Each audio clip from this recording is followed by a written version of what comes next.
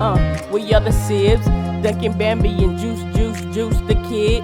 Here to make you laugh and have a good time. So make sure to like, comment, and subscribe. I was like, wow. Y'all should have heard the shit she just said to me. It's cool. It's cool though. It's cool. I forgot because I forget it's grown out so long. Yeah, you know what's crazy? I actually I'm about to do something stupid. I just bought some clippers. I'm about to go ahead and just try to cut it myself, bro. Oh, Cause I don't know if I trust anybody out here.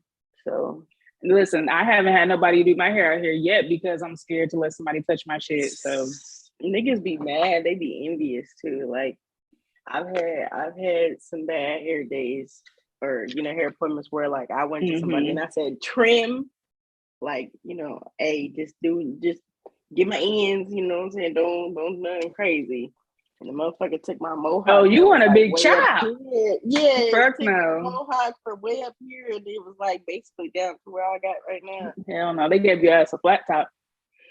Nigga. I was heated. I was like, do you know how long it took me to grow this mohawk, bro? I got an appointment next month for them to retwist my shit and do me a style, but I'm still kind of scared. Like the reviews were good. Yeah, the reviews were good, but I literally have only had one person do my hair for like the past maybe 5 or 6 years. That's what I was about to ask. Because you said you booked your appointment. I was like, you got to go to Wendy, girl.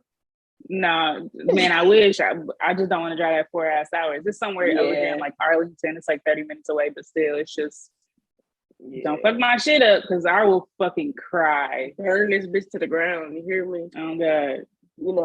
I definitely how people be like, it's just hair, it'll grow back. I used to say that, but at the same time, like I feel like the older I get, the longer that it takes my hair to grow back. So now I'm like, nigga, I gotta maintain this shit. Yeah. You know what I'm saying? I gotta make sure that I'm looking good. But no, for real. Grays and all, because my shit, I have little grays poking out here and there, but we're not gonna talk about it.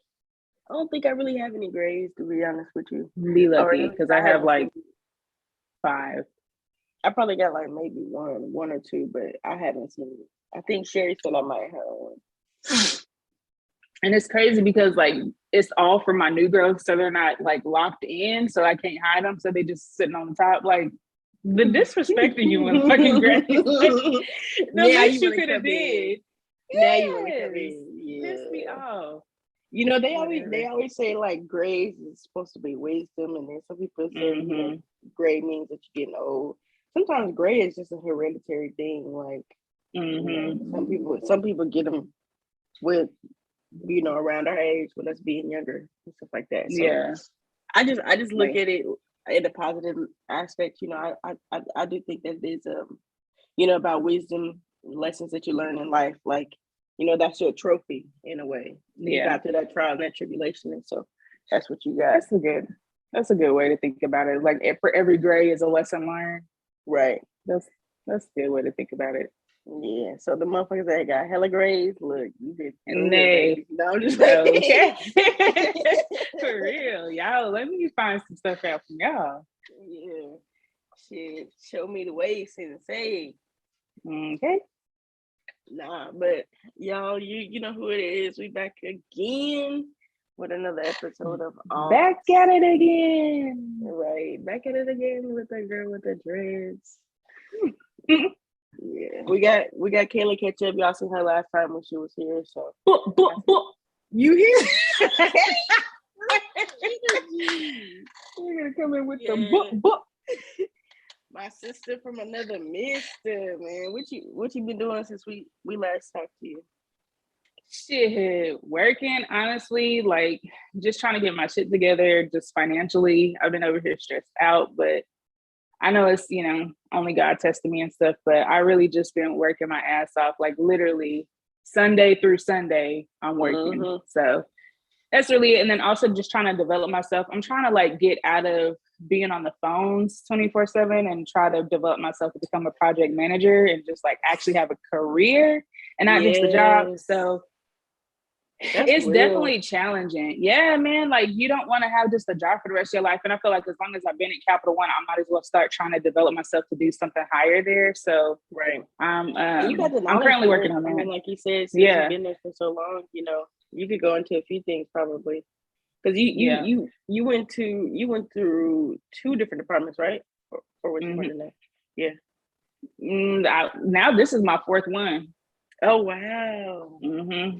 I didn't know that. The one I'm currently in right now is my 4th one. So I kind of moved up, but yeah, now I'm just starting to get at the point where I just need to like actually start doing something more. So Yeah, I definitely feel you on that. I feel like I've been in the customer service / tech support, sales, whatever you want to call it, for like so long. I feel like I should have something established for myself at this point. Like I've been doing it for 9 to 10 years since I really got out of high school. You feel me? So and I just feel like I don't have nothing to show for it. But at the same time, like I think I've told you before, like I work my ass off, you know what I'm saying, for these companies. Yeah, you do. And then it's like, oh well, hey, we're gonna put you up for promotion for this thing or that thing. And it's like I keep getting passed over no matter like my work ethic, no matter I do everything that they ask me to do, you know what I'm saying? Hey, can you stay late? Can you do this? Can you do that? And I'll do it just because for one, I'll genuinely love my job, but for two, because I'm trying to get where you're at, you know what I'm saying, and move up the corporate ladder. But so what I've learned is that yes, I mean you do want to be of service, but also like what they look for is what can you do like outside of them asking you. So like you come up with a project of your own that are like, oh, this is going to work really good for our service levels or our customers or just whatever, like coming up with your own projects and just kind of getting your name out there and creating your own brand and like networking with other people that work in your department. That's what's going to get your name out there. So whenever you do go to like these interviews, you have all this stuff under your belt and they're like, okay, so what is it that you bring to the table? Okay, boom, I've done this, this, and this. And I've shown this, this, and this, and I'm able to do this, this, and this. You know what I'm saying? They're like, okay, well, you're definitely better qualified to do this job than this person that's been here for 20 plus years who doesn't have that much, So yeah. And I've done that before, like at a couple jobs, but then it's like still like not good enough. Like they'll be like, oh, we're gonna outsource and get this person, and then they want me to train that motherfucker, and I'm like, you got me fucked up.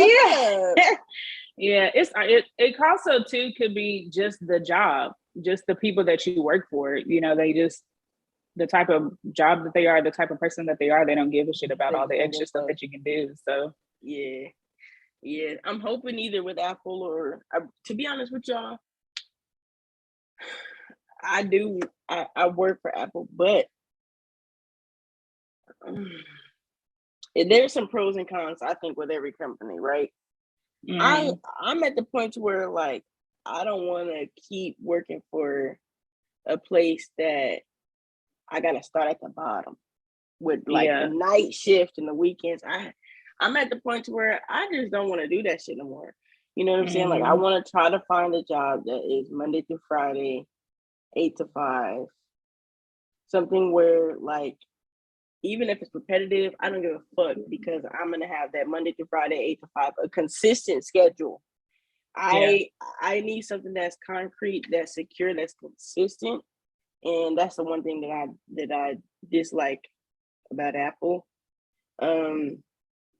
They pick whatever off days they want you to work. I mean, don't want you to work, and then the schedule may change. Like one day I might work 10 to 7. The next day I'm working 2 to 10. Then it's a 12. It's like whatever they want you to do. Yeah. So based on their business needs. And I just feel like, I'm at the point now in my life, like I just want something that's concrete. That's consistent. I definitely feel that. And it does suck whenever you do have to start from the bottom and just like prove yourself. Cause just like, what the fuck am I putting all this work in for? And one, y'all not even paying me for this, like paying me enough to be able to be putting up with this bullshit. And then two, it's just like, I have to keep working my ass off for years and years. And then it's like, oh, okay, well, you get to bump up a little bit, So that's just the downside of working for companies and just working for other people in general. Like, General. I mean, obviously we all want to work for ourselves, but you know, we got to do this shit to make the bills and shit. So Right. hopefully something will fall through for you. Finance our own, you know, our own jobs or whatever it is that we want out of life. Yeah, I definitely feel you there. It's being a grown up, you know, when I was a kid, I used to be like, I can't wait to be a grown up, you know, just so I can talk my shit or whatever. I'm eating them words. I'm eating them motherfucking words, boy. I'm like, nigga, if I could go back to 1994 and try this shit all over again, I'd be like, yes, ma'am, no ma'am. Yeah. That's like, so crazy that you say that, because this morning I was like, damn, what if you had the opportunity to go back and relive your life? Would you do it? That's so crazy that you said that, because I was literally thinking myself this morning. I would definitely change a lot. Knowing now, if I could go back and keep the knowledge and information that I have now, I would definitely go back and do some things over again. For sure. Yeah, I would too. Yeah, I would too. Even if I didn't have that same knowledge, I'd probably still go back and do it all over again. But man, it's just life has a funny way of like molding you and telling you, like, basically you just gotta adapt. Like you just gotta go with the flow. Yeah, that's true. It's crazy. Life is full of lessons, but I'm ready for these questions that you got for us today. Look, but so I mean, I guess since we're talking about, you know, life and going back, we'll start with the first one. So the first one was what do you think your mission in life is? You know what? I used to think that my mission in life was, you know, being a doctor, and then I changed it to being a lawyer, and then I changed it to, you know, trying to become a nutritionist because I wanted to help my family, you know what I'm saying? Because they're all, you know, overweight and have health problems and stuff like that.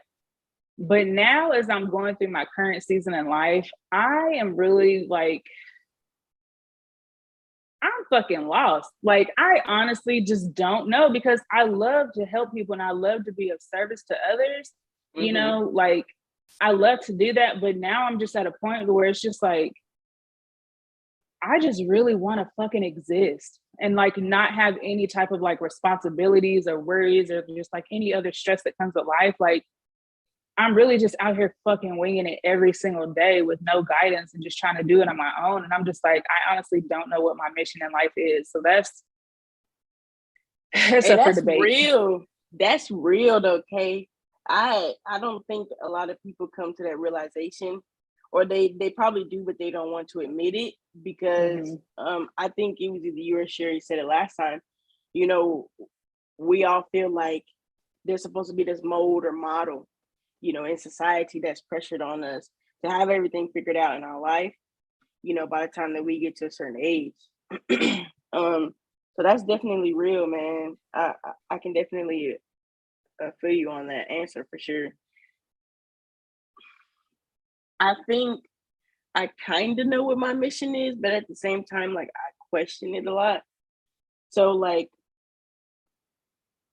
I've always kind of like you been the person that had responsibilities or feel like I had to take care of my family.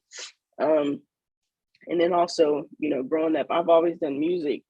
Music was the one thing that really like drove me to be the person that I am. You know what I'm saying?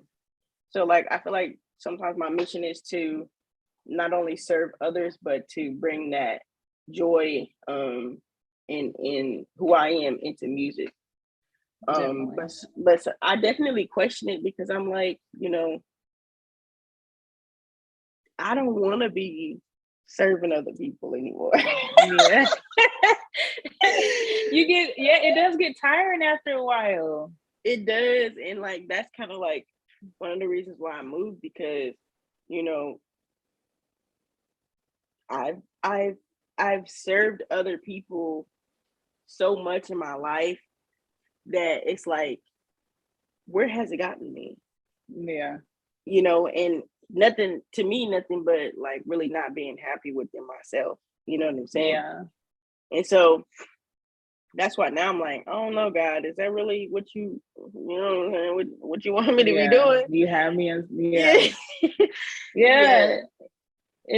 It's crazy because it's just like, you know, on one hand you do want to help people, especially the ones that you love, but it's just like you end up being so drained and just don't have any energy for yourself. And I'm like, damn, is this my penance for like trying to help people and be of service to everybody? So that's why I'm just like, I used to think that that's what my mission in life was, but now I'm just like, I don't know what it could be. And I'm just like, Lord, like, God, show me a way, please, because, you know, it's very hard out here. It's hard out here for a pimp, God. And you know what?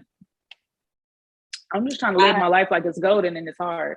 Right. I definitely feel you on that. And I'm kind of in that same mode too, like trying to figure out what my mission is. And, you know, hopefully this gives me that guidance or that light at the end of the tunnel that I'm looking for to try to, you know, finally get on that path for my mission in life and figure out what it is, you know, because I mean, I don't, like I said, I definitely feel the pressure of, you know, hey, you're fucking 28, 29. You know, and you don't have, what do I have to show for my life? You know, that's kind of where I'm at mentally. So I definitely understand the whole not knowing what your mission is, you know what I'm saying? Yeah. It's a doozy. It definitely is, man. And I definitely sit at night and think like, okay, you know, what could I do to better myself or, you know, get to that dream or aspirations and things that I do have. You know, is that my mission in life is to try to bring those into fruition, you know? So I could go on and on about that one. But like we said earlier, you know, life is full of lessons and we're here to learn and just grow and just learn about ourselves. And so right now I feel like my mission is just to try to figure out who I am as a person and discover what it is that I like, because I'm gonna be honest, like it's a lot of shit that I don't know about myself. And that's so weird. And I used to think it was so embarrassing to say out loud because like everybody's like, oh, you should know about, you know, you should spend so much time that you know yourself. I don't. And so I feel like I'm on that mission right now to kind of figure out what it is that I like and what I don't like. And, you know, just trying to discover me as just a spirit as a person. That's so crazy that you said that, because like I've said that before in like one of my recent vlogs, because, you know, I think it was my asking all them questions video. You know, everybody keeps asking me like, why am I moving and all this other stuff. And that was one of the things that I said, like I said, I've always done everything for everybody else or taken everybody else's, you know, ideas and things of who I'm supposed to be, what I'm supposed to be doing, what they see for my life. And so, you know, I don't really know like what I like besides music and crime shit. You know what I'm saying? I can't really say that I've ventured out or I've done different things to know exactly, okay, yes, I do like this. Yes, I don't like that. Yeah. You know, and it kind of, I feel like it kind of sucks that I'm just now getting to this point.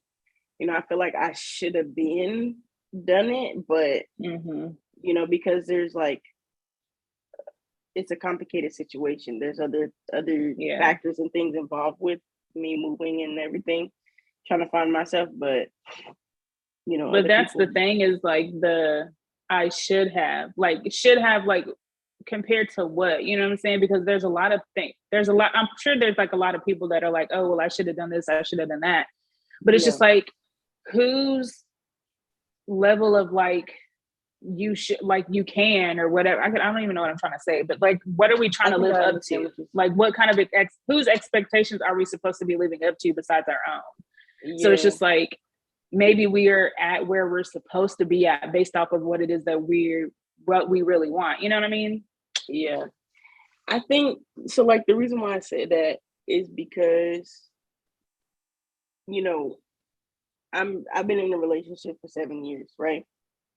So sometimes I feel like the soul searching and things that I'm doing now, maybe I should have done it back before then. Yeah. Before I got into the relationship where I'm at now, because, you know, now it's like, all right, well, I'm about to go try to find me. and I've been in that space for the last 7 years with someone else. And so that's why I said, like, maybe I should have been done it. But at the same time, I also have to think, like, it wasn't that season yet. It wasn't Yeah. it wasn't time for me to get there yet. Gotcha. At least that's, how I've been thinking about it. Like, they say everything has a season, everything works within its own time, whatever the case may be. Yeah. But I just feel like, from that point till now has kind of like molded me in a way to say, okay, now, I can stand up for myself. Now I can do these things. And that's why I'm at the point where I'm at now. Yeah. And when you put it in context like that, that does make sense because, everybody should be like on some sort of a self-discovery journey at some point in their life. I feel like if you go your entire life and don't go on a self-discovery journey, you either got your shit figured out, which it's highly unlikely, or you just don't even think about that type of shit, which for me, it just kind of feel like it's weird. But yeah. And everybody, or not everybody, but like a few people was basically saying that, like, like why now? Like, you've been in a relationship for 7 years, so now why do you just want to like try to go find yourself? And I was like, I really can't answer that question. It's just something internally, like when you have that gut feeling, or like something is pulling you to say, like, you need to do this, or it's that time, or you got to figure it out, type of situation. But I also feel like I didn't really get a chance to. I did, but I didn't really get a chance to. How like sometimes after you break up, you have that chance to be with yourself and learn yourself, and you know what I'm saying, like kind of decompress from that old relationship. I had a little bit of time, but maybe I didn't have enough time. I don't know. So, now it's like I got to figure out, who I am. Yeah. Because if I don't know who I am or what value I bring, or, what I like and I don't like, I don't feel like I'm good for that other person. Yeah. And that's kind of like where I am mentally. Yeah. That makes sense.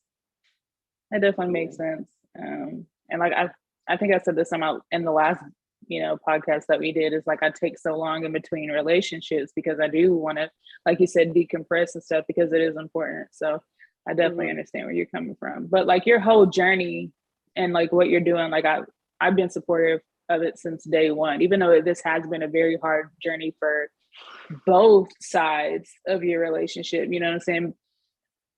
I just still support it, like it's hard as fuck. I can tell, like, I feel like I'm in it with y'all. So, but like I said, I support it, and I'm proud of how far you've come so far.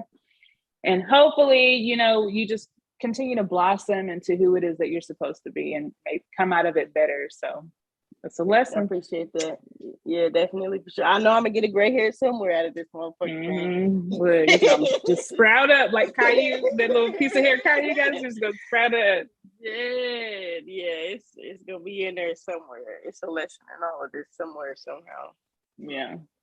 But so now that we kind of talking about all that, do you feel like people should be pressured to find out what their passion is, or mission in life, or whatever it is, or should they let it come naturally? I honestly feel like it should come naturally, because I feel like when you're pressured into doing it, you're not doing it for yourself, you're doing it for others, right? And so that's like kind of the opposite of the mission, of the point of trying to find your mission, or your purpose in life, is you discovering that on your own. So that's something that should definitely come just naturally whenever you're like, whatever season of life you're in. So like I'm currently in that season, you're currently in that season, someone else season may been a year ago, or a couple years from now. So it should just definitely come natural. Yeah, I definitely agree with you. Because if it's not coming natural, then sometimes like you may resent the person that forced you into that space, or is wanting you to be in that space. So whenever it comes naturally, also I feel like there's a better sense of pride and confidence when you do find that purpose or that thing that you're supposed to be looking for or searching after. Because, you know, it's like, it's me. I'm doing it for myself, or I'm doing it, you know, because I want to. So I also think it has like a different outcome. Like you almost put more effort into it, you know, rather than it being forced. Yeah. I think you just discover different parts and different aspects of you and your personality and who it is that you want to become when you allow it to come naturally. Because like, it's just a beautiful process overall. Yeah. And, you know, things just happen to us, you know, randomly. And I feel like every time something happens to you randomly, like you learn something from it to be able to use it towards something else that may come along down the line. So. Right. I definitely agree with you on that one, sis. And when it comes to pressure in general, you know what I'm saying? Like, just any pressure in general is never good for any type of situation. Yeah, absolutely. You know what I'm saying? I wanna change the gear just real quick since we're talking about pressure. So I had a question on here. Oh, yes. So my question was, you know, why do you feel like people put a time frame or pressure on engagements? Like, oh, we've been together for a year and I ain't got no ring on my finger and you need to marry me or else I'm a dip. You know what I'm saying? Like those type of situations. Like that, what's the show, The Ultimatum, what they got going on Netflix right now? Yeah, that's what made me think about that, because I was watching that the other day and I was like, I haven't watched it yet. I feel like I planned on it. I feel like here's how I think about it. Within a year, in between a year or two, maybe I can have the conversation. Slowly start bringing it in there about marriage, commitment, you know, making sure that this is like y'all goals align as far as the relationship. You know, is marriage on the table? Is kids on the table? You know, where do y'all see yourselves as far as careers and stuff like that? Yeah. You know, those are I feel like those are conversations that y'all can start to have at that point, or maybe just a little bit before, but you know, right around there. And then eventually, you know, hey, let's get engaged, you know, stuff like that, because I feel like that's a good time frame to really like say that you know somebody. You know what I'm saying? And I feel like if it's before that, like it's too early. Yeah. It's too fast. And that's me personally. I feel like it's too fast because you can't really, sometimes you can't really say that you know that person. Like people get married in 6 months and then 3 years down the road, they're like, God damn, this bitch is crazy. I didn't know that this motherfucker was crazy. You know what I'm saying? So you want to give yourself time to really be able to, one, build with that person, make sure y'all goals and stuff align, and then boom, pop the question.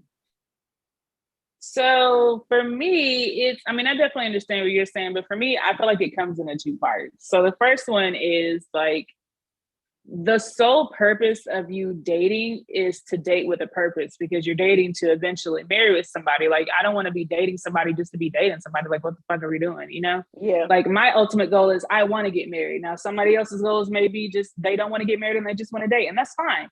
But for me, if I'm in a relationship, I'm dating with a purpose, and I'm dating to potentially find my potential husband.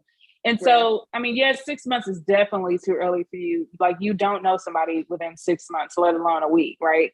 And so that first year, I feel like is the like initial getting to know each other stage. Like, how are we, you know, in times of stress, in times of need, in times when we're happy, you know, just like a whole bunch of shit. Like, you have to figure out each other, living together in that first year, right?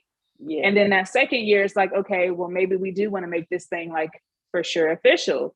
And so now the gears need to start being turned. Like, okay, are we going to be married, or what are we going to be doing? Because I'm like a person, like, don't waste my time.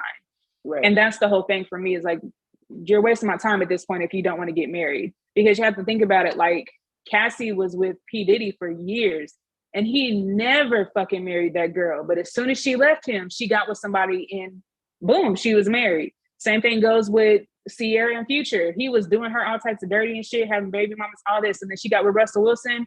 Happiest motherfucking relationship I ever seen in my life.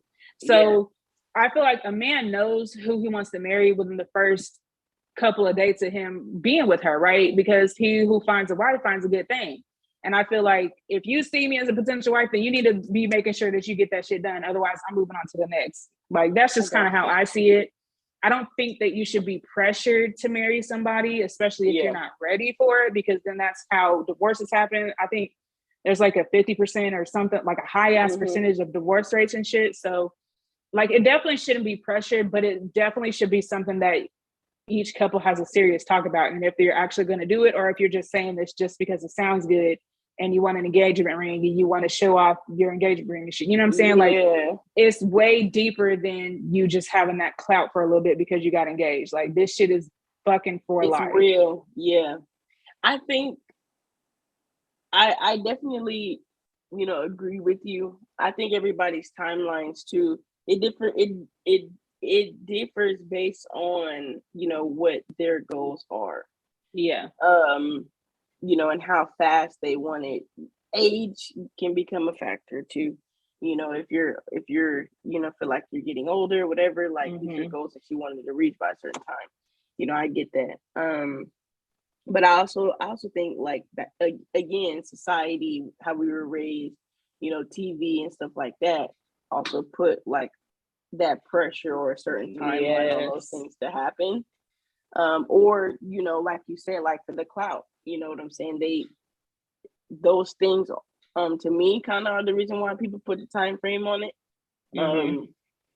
I just feel like I have kind of like mixed views on marriage, right? So like when Sherry and I first got together, I was like, I don't really fuck about being married. It's a piece of paper, you know, whatever.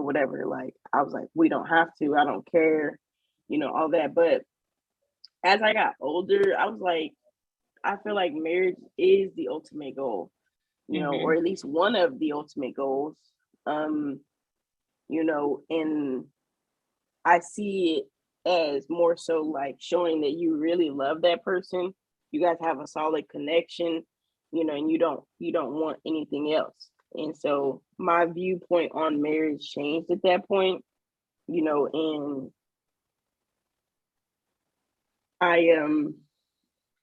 I feel like now, you know, I lost my damn train of thought. I don't even remember what I was saying, but basically, you know, I just feel like at first I was like, you know, we don't have to get married. We could date for 6, 7, 18 years and, you know, still not be married. But now I'm like, you know, yeah. That's a long ass time. First, like at that point, like, am I a joke to you? Like, I fucking joke to you. Like, 18 years, bitch, we dead at this point. What the fuck? No, I think also too, it goes back to like my childhood too, because I didn't really I think I probably had like maybe one good example of, you know, a good solid relationship in marriage. You know, and that was my auntie Ronnie and my uncle Dion, because, you know, my mom and BJ's dad, they were together, but they never really got married, and then they broke up. So, you know, I didn't really have like a solid example of a healthy, good relationship, marriage, and then boom, you know what I'm saying? So I think I feel like I'm in the same boat. Yeah. But for me, like, I'm not gonna lie, like the thought of marriage kind of scares me a little bit. Like, I would love to be a wife to somebody, like, right? Like, I just, you know, I feel like that's a really high honor. Like, you chose me to be your wife and the mother of your child. So, like, that's like, for me, is like a really high honor for me, but also it's very scary to me because it's just like, I have seen my family with their marriages fail, like from my mom and my dad being divorced to, you know, 2 of my uncles being married and divorced to my grandparents. They're still married, but it's not the perfect relationship. They argue almost every damn day. Yeah. And like, for me, that's scary as fuck, because it's just like, I see all these bad examples of marriages and I'm just like, I do not want that to happen. And so like, that's like one thing that's like in the back of my mind, like, fuck, I I don't want that to happen, you know? And so like, I take relationships and dating seriously because it's just like, if I end up marrying this person, like, are we going to be in it for life? Like, are we going to be together through the bad For times lifers. and the good times? Yeah, for Right. lifers, you know? Right. So it's scary for me. Yeah. And I think sometimes, like within myself eternally, like I have that same thought when it comes to sharing that, because it's like we've been together for so long. I know that, you know, at this point, like we're kind of stitched in, but in the back of my mind, I still have that thought, like my mom and dad was together for 15 years, you know what I'm saying? A little bit less than that, but like look what happened to them. You know what I'm saying? And so it's like, was it 15?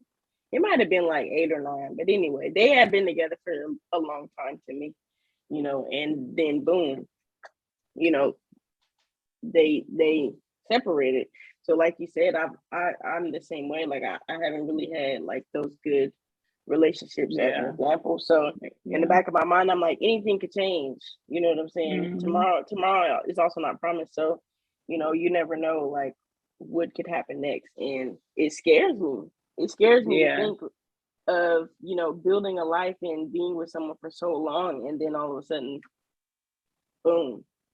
You know, now, you know, I'm single and having to figure it out again, or figure out if I need to, you know, be by myself, or, you know, if I'm gonna love again or be married. You know what I'm saying? Like it's just all of those things that come into it. It's just like I don't. Yeah. Did you go somewhere? Did you hear my dishwasher going off just now? Yeah, I was about to say, you got a ghost dog playing with toys. Because it like caught me off track because it kept going while you was. I just kept going. I was like, yeah, It was long. I was waiting on that motherfucker to stop. Sorry, but yeah, no, I definitely feel what you're saying. And like now, I used to not understand why guys were so afraid of commitment, but now I feel like it makes sense. Like I get why they're fucking scared of commitment, because you do have to be committed to one person and, you know, choose them every single day. And what if something in y'all's relationship just goes astray and, you know, like y'all can't stop arguing? Like that's scary. Because like, fuck, I had all these high hopes for you and I loved you. And, you know, we've been through all these ups and downs, but now it's just like taking a turn for the worse. And we're married, you know, like, so I definitely understand why some guys are afraid of commitment. Not all, but it's definitely understandable.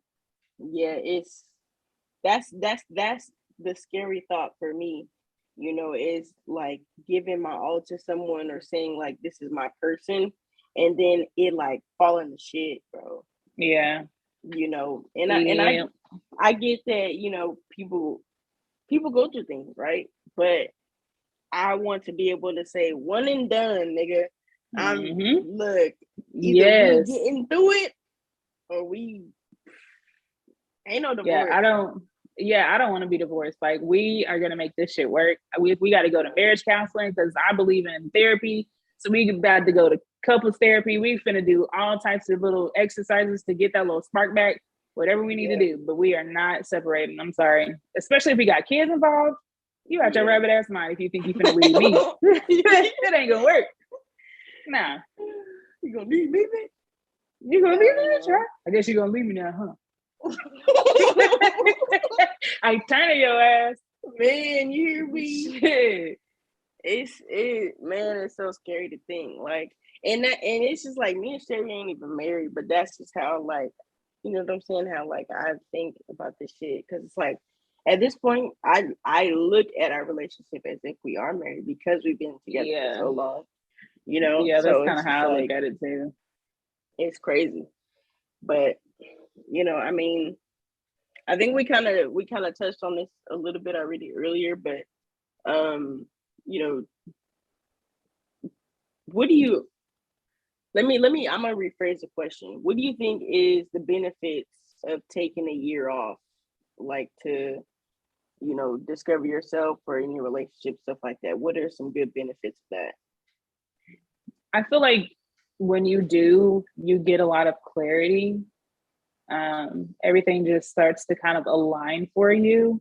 And for me, like, I just feel like clarity is just like a number one. Like, I want to be like precise and sure on a lot of stuff. And so as long as I have clarity, like, I'm good.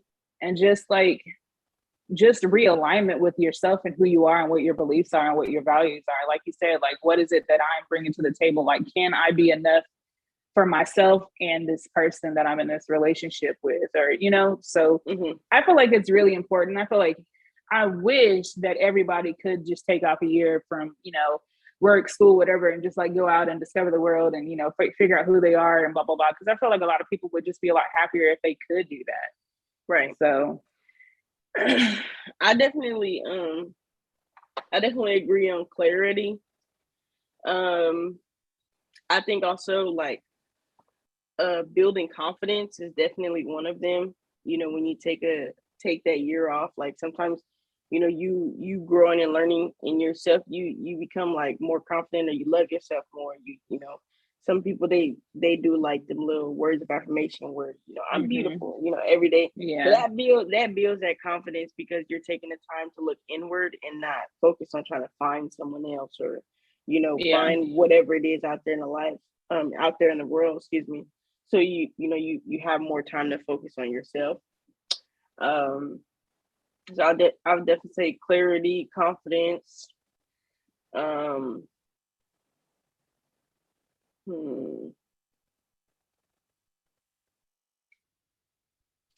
think those would be like the main two for me.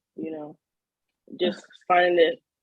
That's just think. I'll just play. It came from within, bitch. Like, that shit came from the depths. Like, it kind of hurt a little bit. Deep blue sea down under. Swear. Shit. But yeah, just a sense of, self-worth. Like that's the main thing to me. That you want to have is not trying to, not letting anybody else dictate your self-worth. You just find that shit within. To me, those bomb ass benefits, though. You know what I'm saying? Yeah, that's all I need right there. That's enough to convince me to take a year out. But honestly, I feel like in my own way, I kind of am taking a year off, because I'm down here by myself technically, trying to figure out shit. So like, I kind of feel like I'm already in that space right now. Yeah, that's exactly how I've been feeling and looking at it too mentally. Like, just getting, like, the sense of clarity is a big thing too. Just, being able to step back and like remove yourself from everything that was your environment to you being by yourself. You really get a chance to like reflect. Yeah. On past situations or yourself and how you handle things, and how you could handle things differently now.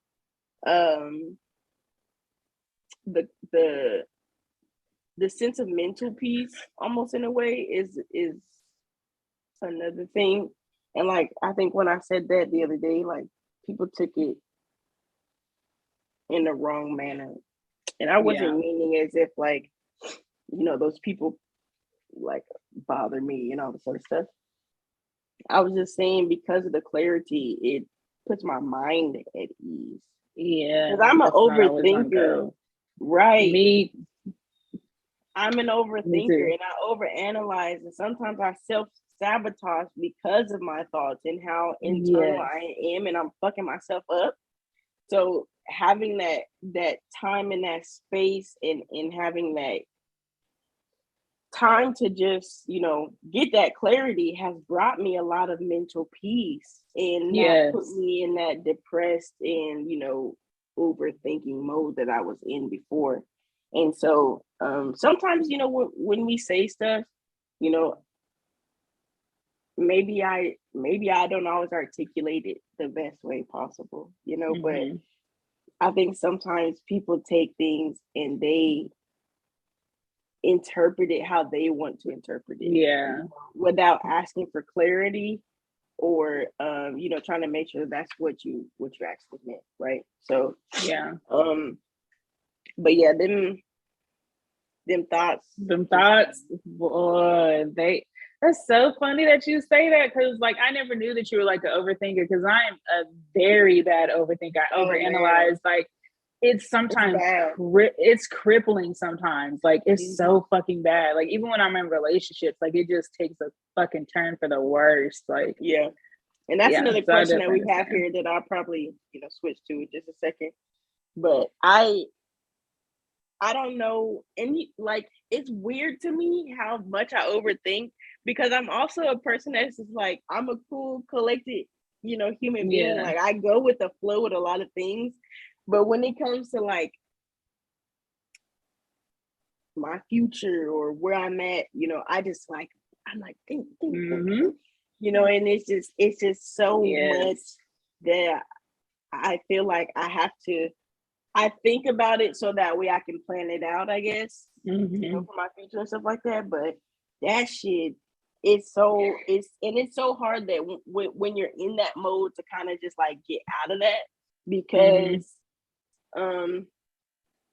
I think it's just like ingrained at that point. You know what I'm saying? Like because I've always done it, it's kind of hard not to overanalyze or overthink about the things that I'm going through. Yeah, I definitely will add 2 and 2 and come up with fucking 11, because I've overthought shit so much that I'm like, yeah, this is the fucking confirmation that I needed. Like I knew I was right. And a lot of times what's so crazy is I be right when I overthink. And it continues to make me overthink because I was able to confirm what I thought was true. And that fucks me up as well. But also, like when you were saying that, like I overthink so that way I can plan for the future. Like life, you cannot plan it. Like you cannot plan out life because it's just unpredictable. Like you can make a plan and it's gonna go fucking left. But for me, like I'll do that, and it's almost kind of like my sense of like I have to have control of things. And when I feel like I'm not in control of things, like I literally go fucking nuts. Like it's very fucking bad. Like my need to control things is very, very bad. And I've had to like learn that about myself and just kind of like let shit just happen, because if I don't, that shit is just gonna fucking control me. And I really be in here going crazy because I couldn't control what I wanted to control, Yeah. That, and I think in certain aspects I'm a control freak. In certain aspects I'm not. But like that's why I don't like to, this is probably random, but that's why I don't like to smoke weed. Because when I smoke weed, I can't control my environment. Like when I drink, I know exactly what the fuck I said. I know exactly what the fuck I did. I know who said what. I know where I was. No matter how drunk I am, I still know to a certain extent what is going on. When I smoke, I can't do either.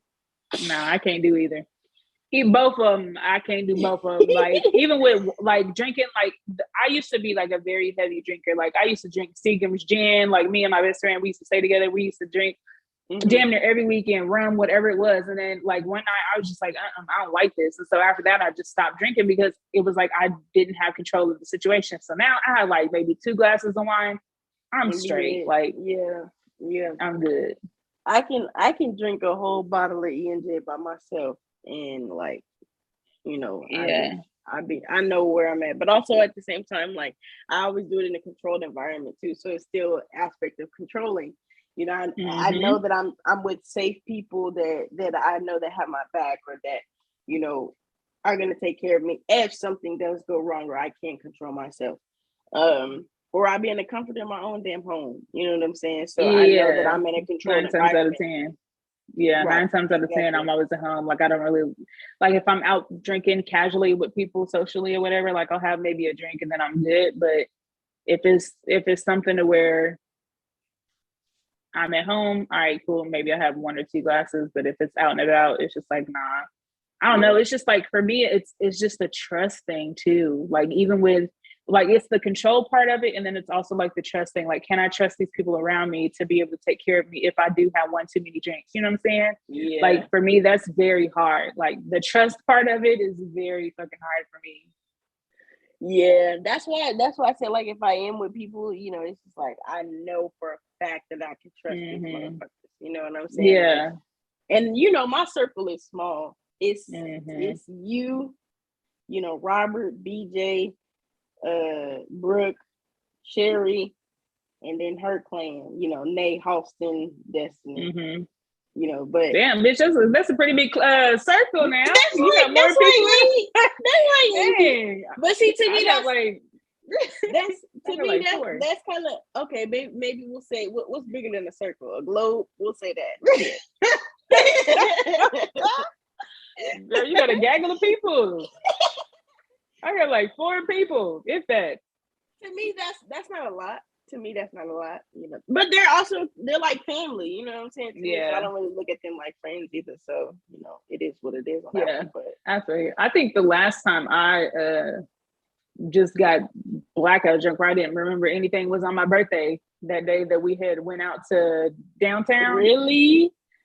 That was after that. That was like, years. Yeah, after that, it fucking scarred me. After drinking that Crown, y'all told me I had just took the whole thing. I bet you I want to do that shit again. After that, I haven't. That was years. Hey man, we used to have a lot of good times, man. And I think the last time we really all that I can remember kind of kicked it was my birthday when we had the jungle juice and shit going on. Yeah. Jungle juice got bitches floating. Yes, man. Oh shit! I was in there out my body. Hey, I was in there motherfuckers zooted. Jungle juice will get your ass quick too, because there's so much shit mixed into it, and then the fruit is soaked up in that. Yeah, you get. It was good though. It was a lot too. It was good. I had to take some home, man, after that shit. But let me get back on topic. My bad, y'all. So the next question is basically, you know, about us overthinking and stuff like that. But it was, do you feel like thinking of the future too much hinders you or helps you stay motivated? I think it can go both ways, because when you do kind of think too much into the future, now it's just like it's getting into the kind of controlling aspect of it all, and fucking it's really unknown. Me. It is unknown. You know? So like you really don't. You can plan, like you said, all day. Like when people say, "I want to make sure that I'm financially stable for a kid," I feel like you can try, but you never really. Never will be ready. Financially ready for kids, unless you're like a fucking millionaire. Obviously, they have everything that they'll possibly need for a fucking kid. But like for middle class, like, you know, or lower class, there's no way to really financially be ready for a kid. You know what I'm saying? Definitely. So you know, it's really just the unknown things that could possibly happen. So it is a catch-22. Like I feel like you can be prepared in some aspects, you know what I'm saying, thinking about the future and stuff like that. So you can always try to save for, you know, a rainy day, or, you know, you can try to say, this is where I want to be in a career, or this is what I want for my own business, or whatever, stuff like that. So, you know, you can think about those things and try to plan for those things. But, you know, like you said, you never really know. Life has a fucking funny way of saying, hey, you plan for this, bitch, we doing something else. Yeah. Absolutely. Absolutely. Like I said, it can really go both ways, honestly. Like it's good to have like a basic outline of how you want shit to be, you know, done. Like, yeah, I mean, after a while you should be planning to be able to get out of your fucking parents' house, or you should be planning to, you know, have a car or whatever, this, that, and the third. But like the finite details, that shit is dead. Like there's no fucking way. Like at that point, I feel like you're kind of sabotaging your own self and setting yourself up for disappointment. You know what's funny? I think we had this conversation at my job one day, and they were like, one of the girls, it kind of hurt my feelings low key, but I was like, I guess. We were talking about like planning and making sure that we have life goals and things like that. And I was like, I don't really plan a lot of stuff, you know, because it's just something simple, small. Like whenever I try to plan a birthday or something like that, things don't happen. They don't, you know what I'm saying? Consistently, things don't come out the way that I expect them to come out. That's just like with this move. I had planned to really come in May the 1st, but things happened and they were like, you know, we have the apartment ready now, so can you come in 2 weeks? And I was like, I guess, you know what I'm saying? Like, you know, I try to plan the finances and everything for that. May the 1st, but like I said, things happen, things change. So, that's just one example. Like I said, birthdays, that's another thing. When it comes to the jobs, that's another thing. Like I had planned on staying at AT&T for I don't know how long, but I'm at Apple now. There's certain things that you say you think or you plan or you want to schedule for the future, and then they just don't happen. But I had said, that like I don't really plan things out anymore. I just, my main ultimate goals are to be married, to have a house, and a nice car. Other than that, I don't give a fuck about what happens, in life at this point, because everything that I said that I wanted up until this point hasn't happened for me. And not to say that it won't happen, but I thought and I tried to, plan ahead, but those things just didn't happen. So they was like, those things aren't gonna happen for you because you don't have like a set plan, or you're not like thinking for the future. And I was like, that's not necessarily true. Yeah, that's not necessarily true at all. And I just feel like, you can plan for something and like work towards it. That way you're prepared for it whenever it does come to you. But I don't think that's fair to say that it's not going to come to you because you're not actively planning it. Like, well, bitch, what the fuck do you want me to do at this point? Like, stop everything and just fucking focus on that solely. Like, bitch, like life, I got shit to do. You know what I'm saying? So I don't know. Like, I guess. Yeah, I was like, damn. So because I'm not thinking right now for that in my future, it's just not gonna happen because I don't have like this is main goal, this is my mini goal, stuff like that. Like but I feel like everybody does things differently in their life, and I am most of the time a go with the flow type of person because of my past. But when it does come to certain things, I will plan. Like this move shit, I plan. You know what I'm saying? I made sure. I think I overthought with that too, because I saved like $300 for gas, didn't need about 80. You know what I'm saying? And when it came to, I had money for toll and all this other shit, and I was like, I got all this extra fucking money, and I blew that shit. I ain't even gonna lie. I got stuff. Well, not blue. I got stuff from my apartment, like cleaning products and. Yeah, that's good though. That's the stuff that you needed. So it's good that you did kind of over budget.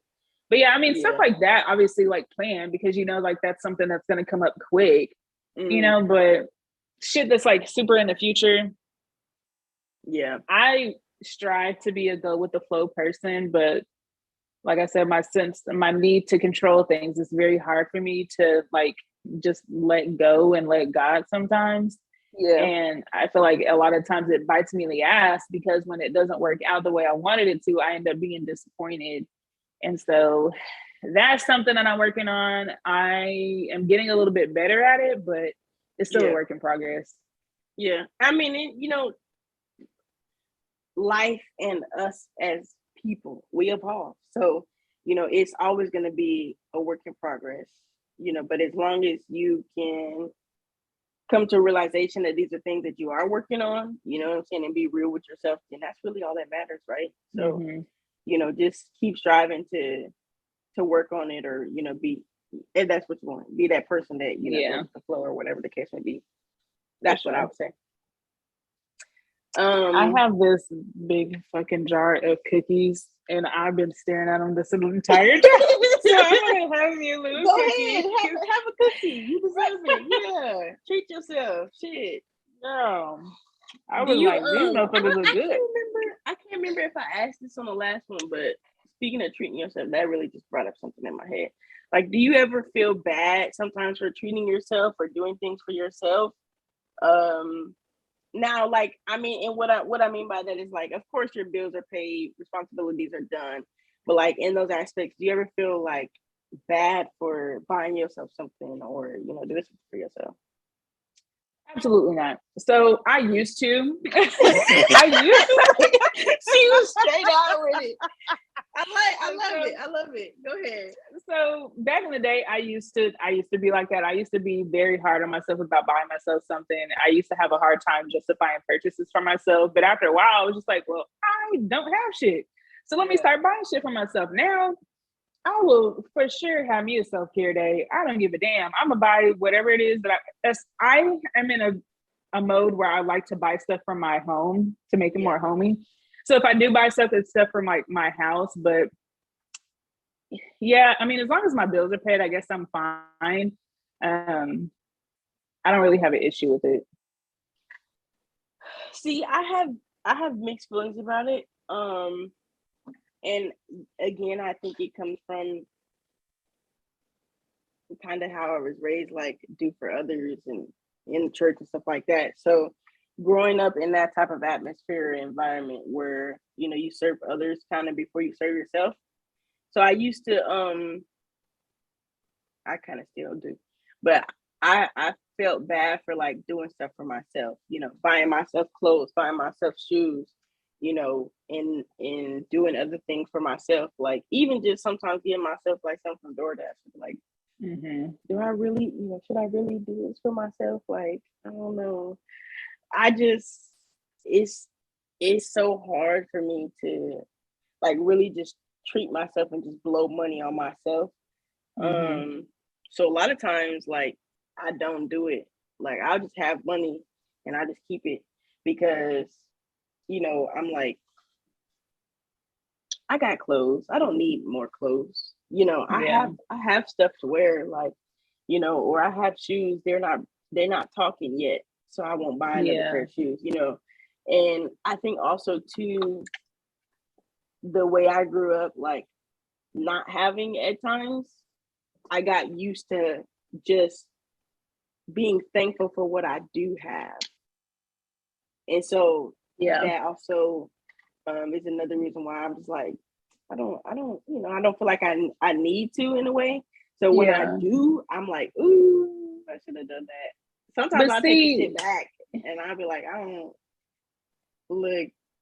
Don't hey, I be keeping my. I ain't gonna lie. I keep my shit. I ain't gonna lie. You know, like I feel bad because I'm like, damn, I shouldn't have spent this money, but I'm like, fuck it, I already got it. You know what I'm saying? So, I mean, I think it's just a part of where you have to really feel that you deserve to have the things that you want, because when we live in that mindset of like, well, I don't need it, then you won't ever need it.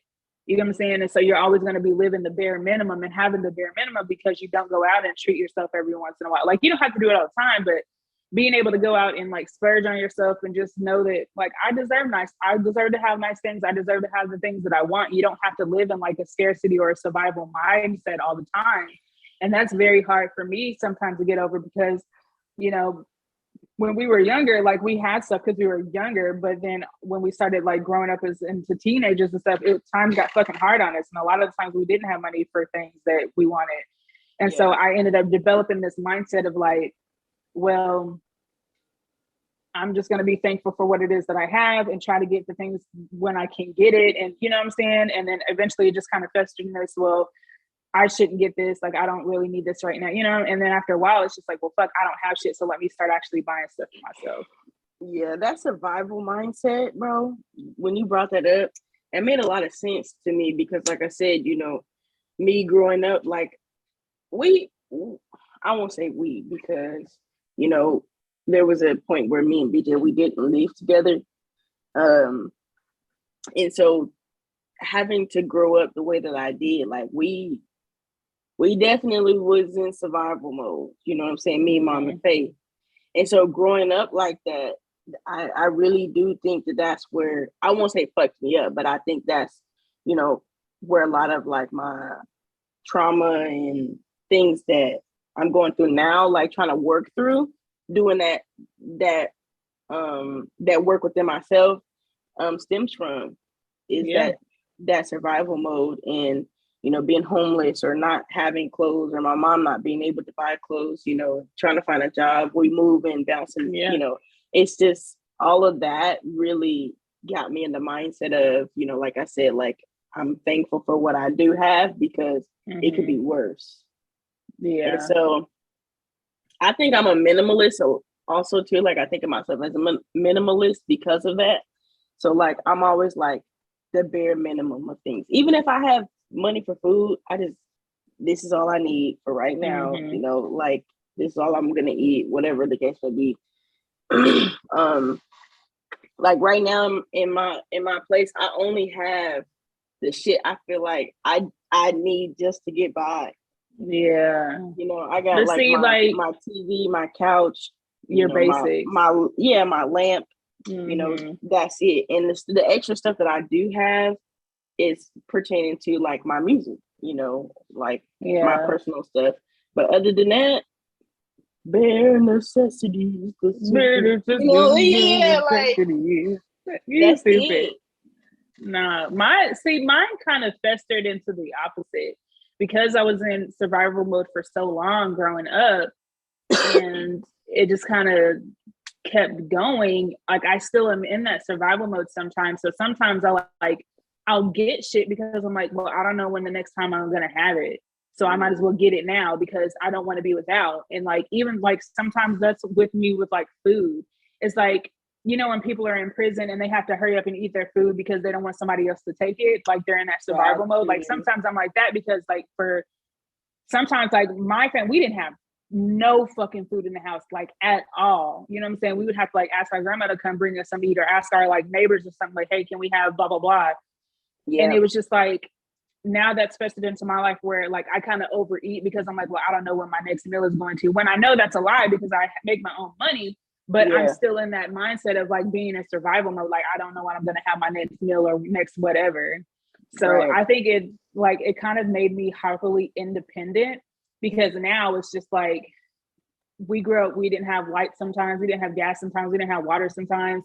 You know what I'm saying? And so now I'm like, I have to make sure that I take care of my own shit because I don't want to go back to that same situation of being without. Yes, exactly. I definitely agree with you on that. And I think like in that aspect for sure, that's why I'm always over like now with me being on the independent journey that I'm on. Like now I'm like, okay, I gotta make sure that I have like I already have my rent and shit already set to the side because even though like I could be like, okay, well I got this next check and the first check that comes, you know, and I'd be able to pay my rent. I'm trying to make sure that there's never any need for me to be like, I don't have enough money in my rent or whatever the case may be. Because I know what it's like to fucking be on the streets. You know what I'm saying? All right. Like you said, I know what it's like to not have lights and water and, you know, having to boil a fucking pot of water just to wash my ass. You know, having to having to use a sock to fucking take a shower because we don't have towels. Like I've been through all of that shit, you know what I'm saying? And I don't ever want to go back there. So I think that's another reason why I live like that minimalist lifestyle because I'm like cheapo depot. Like I will great value the fuck out of something. Or always save because I'm always trying to save a fucking penny. Like my I'm what's his name? Julius off of Everybody Hates Chris, the damn daddy. Yes. Hey, that's funny. I said I'm about to start being like him because shit too high now. Like Sherry was like, baby, everything is not always good with great value. Like some of the shit tastes nasty. No, for real. Like, all right, I'm gonna get the own brand shit for this. But I didn't turn bougie because I don't even think I have anything in here that's except for like my seasonings, maybe. But I mean, who don't buy like the cheap seasonings? The seasonings be high as hell. But like I turned very fucking bougie. But I feel like I think that's always like a weird mindset with like just Black people in general. Like we always have to like get stuff that's like not I wouldn't even necessarily say bougie either. Like I want to speak on that. I know that's not on the questions, but I want to speak on that too. Go ahead, I'm sorry. No, you're fine. I mean, I was just saying, like, I just feel like Black people just always have this mindset of they shouldn't have nice things. But it's just like, why the fuck not? Like, everybody else got nice things. Like, you know, white people got nice things. We should be able to too, you know? Yes, so, exactly. And that brings me to what I was about to say. Basically, you said it. I don't think it's necessarily bougie to want to treat yourself or like have nice things. You know what I'm saying? And I or like uppity. You know, I hate that fucking word when people say uppity because it's like I maybe to you, but I know what it's like to not have the fucking finer things in life. Right. And so now that I'm able to afford the finer things in life, I'm gonna fucking buy the finer things in life. You know what I'm saying? Like call me bougie or whatever you want to, but it just comes with like when you start to make a little bit better money, like you can now say that I can afford these things and not it break my bank. You know what I'm saying? Like, cause there's niggas out here buying Jordans and don't even have a fucking house. Girl. like priorities. Let's bring it down a Yes, notch. Go, priorities you be better go get fucked them all the fucking way up. Skechers. Okay. Get them fucking, Not the Skechers. The little strap ups, the you hear me? Better Velcro. take your ass and get them Jesus 13s and stop playing with me, nigga. Girl. No, but for and I real. mean, I'm not even trying to like throw salt in nobody's shit, but it's like for real, bro. Like, you know, when you have to have your priorities and shit in check for one, for two, you got to make sure that you know that is a finance or something that you can afford within your lifestyle. Like people, I feel like a lot of people live outside of their means, and I don't know if maybe like it's a cultural thing with African Americans, or it's just like we aren't really taught the importance of finances and credits and shit like that. So like we don't really know, you know what I'm saying, unless like we strive to get that information and learn, right? Yeah, So and that's what it is. It's just we weren't taught how to, take care of finances and credit and all that. And it's a learning curve. Like, I'm not gonna say I'm like the best at saving money and budgeting, and so I've had to like teach myself to be able to budget because I've turned into like a impulse buyer. Target. And I had to stop doing that. Yeah, girl, Target, any fucking where I can get my hands on. She like, but it's a learning curve. Like, yeah, it is. It definitely is, you know. Yeah. And I was talking to Babe, and I was telling her like also, you know, a lot of things, when it comes to certain things, like I'm book smart, but at the same time, I wouldn't say that I'm like 100% street smart. And you know, there's certain things that like my mom taught me, but also at the same time, I was sheltered. I was a sheltered kid. I was the first sheltered kid, you know, out of the three of us. And so, you know, a lot of things that I feel like I should know, or you know, that people my age know, I don't know, you know, or I've never really experienced. And so that was another reason why I wanted to go on this journey, because you know, I've never had the sense of independence. I've never had the sense of like I have to make sure that my bills are paid for me and me alone, or you know, I've never really had that, like, how do I say this? Kind of just that drive, the internal like hunger to just do it myself, you know, because I've always had people there with me, if that makes sense. Yeah, I got what you're saying. So like when it comes to, like you said, like the finances, the credit, you know, making sure that your bills are paid, things like that. Like I was really, my mom didn't really like show that it was a struggle almost sometimes. Like once we got past the whole homeless thing. And I think it was just because she didn't want us to go back there. So she never showed like, I can't pay the bills, or I can't do this, I can't do that, you know. So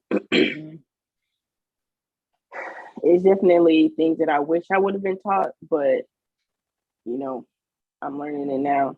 That's all I can say. That's all that matters. Yeah, that's all that matters. Yeah.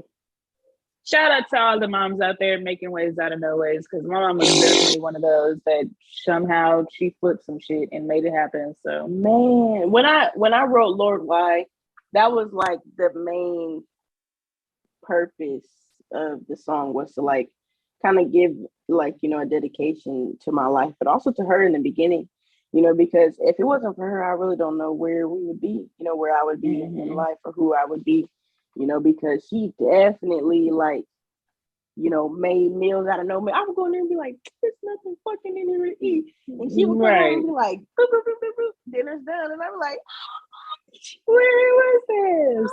Oh, you know when she used one of them fucking microwaves on the Spy Kids, that's what it was. But no, for real, because what kind of witchcraft and wizardry is this? For real, I would be so shocked. Like, how did you come up with a whole fucking meal out of this shit? You know what I'm saying? And Sherry and I, we always have a conversation, because she'd be like, you know, you love these little struggle meals, is what she call them. But hey, that's what I grew up on. You know what I'm saying? Like when we didn't have anything to eat, she would put some shit together, and it is what it is. That's what we would eat, you know. But definitely shout out to the moms and single moms. You know, like she said, making their way out of no way, because that shit definitely gets us through. Sometimes it's like people forget, like we done all ate noodles before. you know. So it's just like, be humble, be fucking humble, because there was a time where a lot of us didn't have shit, but you know, we like to feed our ego and make it seem like, you know, we was never going through the struggle, when in reality, like, some of us are either still going through the struggle or just now making it out of the struggle. So it's just about being humble and, you know, paying homage to your past, where you came because your from, past right? is definitely, it was really what builds you. So you know, what would you say is like your dream job, and what's stopping you from like being able to obtain it or doing it or have it? Do you feel like it's a two-part, do you feel like it's attainable? Why and why not? It's twofer. Damn. So my dream job, I feel like, would be, damn, that's a good question. Did I put that shit on there? Hey, somebody did. Somebody did. And then the one about the dreams attainable, why or why not? Yeah, somebody definitely put that on there. That's hard. So it is, because it's just like, really, in reality, I don't have a dream job because I don't want to work. But you know, if we, you know, to answer the question, I feel like my dream job, honestly, would just be to be able to like travel the world and just like document. I guess like a travel blogger, I guess you would say. Yeah. I feel like I just dream. I was actually honestly thinking about it last night, like being in Italy somewhere with somebody financed Italian son. I really want to like just fucking travel the world and just see like the beauty of the earth. Like, earth is so like beautiful to me. And I feel like now that I'm getting older, I'm turning more into like a nature girl and just like somebody that just loves like the natural beauty of the earth and the land. And I feel like that would be a dream job for me. I feel like the way that you do your TikToks, your aesthetic would definitely be good for that. Yeah. Because like the way you film and like the way I see you like do all your stuff, a lot of people, well, not a lot of people, but like the videos that I do watch and that catch my attention, like the way that you guys shoot, that is the reason why I watch them, because it's very entertaining. It captures like the main thing, the moment at that time. A lot of it. Yes. So I feel like a blogger, I don't even know how the fuck you say it, travel blogger. I feel like that's something I would want to do. And is it obtainable? Yes, it is obtainable, because you can honestly do whatever it is that you put your mind to. I've learned that. However, sometimes I struggle with if that's attainable in this lifetime. Like, do I have enough time to be able to do that? Because I'm already about to be 30, which, I mean, you know, age ain't nothing but a number, but it's just like, how am I going to be able to do that? Yeah. And see, that's a good question. You know, really it would just come down to you being able to financially be able to support it, you know. So you would have to, you know, save extra retirement, you know, things like that, to probably be able to do that. Or, you know, based on your TikToks, you know, if you start getting like that creator fund, that may be something that, you know, you can start doing, or create a YouTube and really grasp that audience and have that extra, you know, income come in, and that'll be the way, you know, to go about doing it. You know, creating that lane for yourself. Yeah. Because I think that's ultimately what it comes down to, is just, you know, just having the money to do so. Yeah, that's definitely it. And that's why I was saying, like, damn, is it obtainable in this lifetime? Because like, I don't have any money saved up for that, even if I was to drop everything, create some trouble, come quick, do it today. You know what I'm saying? So yeah, you're looking for that one shot. Yeah, you know, you got a chance to blow, because this opportunity comes once in a lifetime. Hey, where'd you get that? That's a good little, you know. I don't know. Just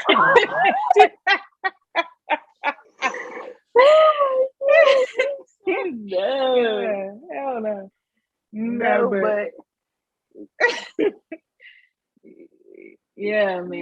that's all it is. But yeah, that would be my my dream job, is just to kind of travel the world, honestly, and just be free. I feel like that's the ultimate level of being free. What I would say, I think you're on the right track to being able to attain it. What I would say is just, definitely push your TikToks, because the aesthetic is there. Mm-hmm. You know what I'm saying? Create like weekly vlogs, kind of like how I've been doing, from your TikToks or whatever, post it on YouTube, and just do things like that, like with the trips. It don't even have to really be weekly, but when you go out and you explore Fort Worth, or whatever you're doing, grab those people's attention with your aesthetic and then just push it out there. Share it on everything that you have and just kind of go from there. The algorithms, hashtags, that's the main thing that's going to grab people and pull those views and everything in, and that'll be a way to kind of get that income. It's just being consistent. I think that's what it is being consistent, because one moment it's very fucking hard, especially when you're going through some shit, like you don't have the energy to want to create shit. That's where I've been in, like, this funk of not wanting to create. So that's the only thing holding me back, really. This is I think this is the only thing that's really keeping me consistent. Like this, because I'm not even consistent on my own vlogs, to be honest with you. Like sometimes I just be like where I just be like, I'm not gonna vlog this week, just period. Like I'm not vlogging, I'm not doing nothing. Sometimes when I'm vlogging in the week, I might miss a day. I was like, fuck, all right. Like, cause you do get in those modes where, you just don't have the energy to do it. And, sometimes I will get on and I'm like, look, y'all, I don't got the energy to say nothing to y'all. It's Tuesday. I'm not doing shit. That's it. Yeah. But consistency is definitely a big thing for sure. I think if it wasn't for the Sibs podcast, YouTube would have just been me getting on here watching everybody else. You know what I'm saying? No, for real. It's hard. It's fucking hard to do YouTube. Like, it definitely that's what people don't tell you. Yeah, that's what people don't tell you. It's not just sitting there recording. Like, it's a lot that goes into it, because you got to plan the content. You got to, film the content. You got to edit. You got to, make sure that the content is relevant to, like, your audience. Like, it's so fucking much that goes into creating YouTube. Like, but then also, like, I don't want to, like, create shit just to kind of create, because I want it to be like a natural, like me creating this shit naturally because I just want to, and it brings me joy, not because like, oh, I need to make sure that I'm pushing out 3 videos a day, because if I don't, then I'm not going to have my followers, blah, blah, like I want it to be organic. Yeah, that's definitely where I'm at too. Like, these motherfuckers know, they know me. I'm gonna keep it a whole bill. Like on my channel, I go on no bra, no makeup. Yeah. I don't give a fuck. Sleep all in my eye. Hey, what's up? Good morning. I just woke up. I'm about to go brush my teeth. Let's go brush our teeth. I am 100% authentic with my shit. And I'm not bragging, but I keep a consistent view base every video. And I think it's because it's authentic and because I am the way that I am. And I tell them, like, I'm feeling this way. I'm not feeling this way. I'm not doing it. You know what I'm saying? Like, it is what it is, and I keep it real.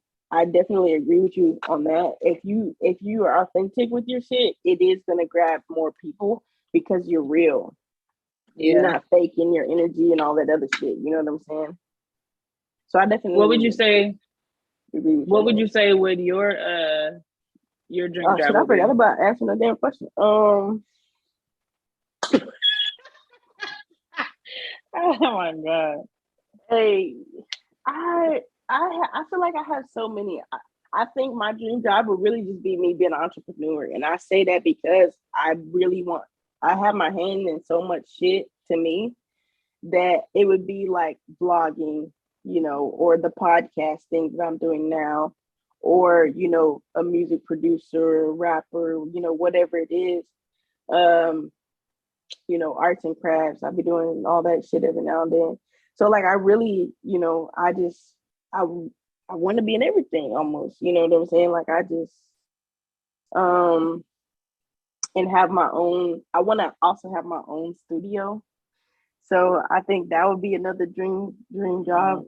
Just like running a studio where like people can come in, they can relax, they can do their thing, and record and have that safe space. But I know that comes with a lot of money because you have to have the equipment, the space, the room, depending on how many I want to do.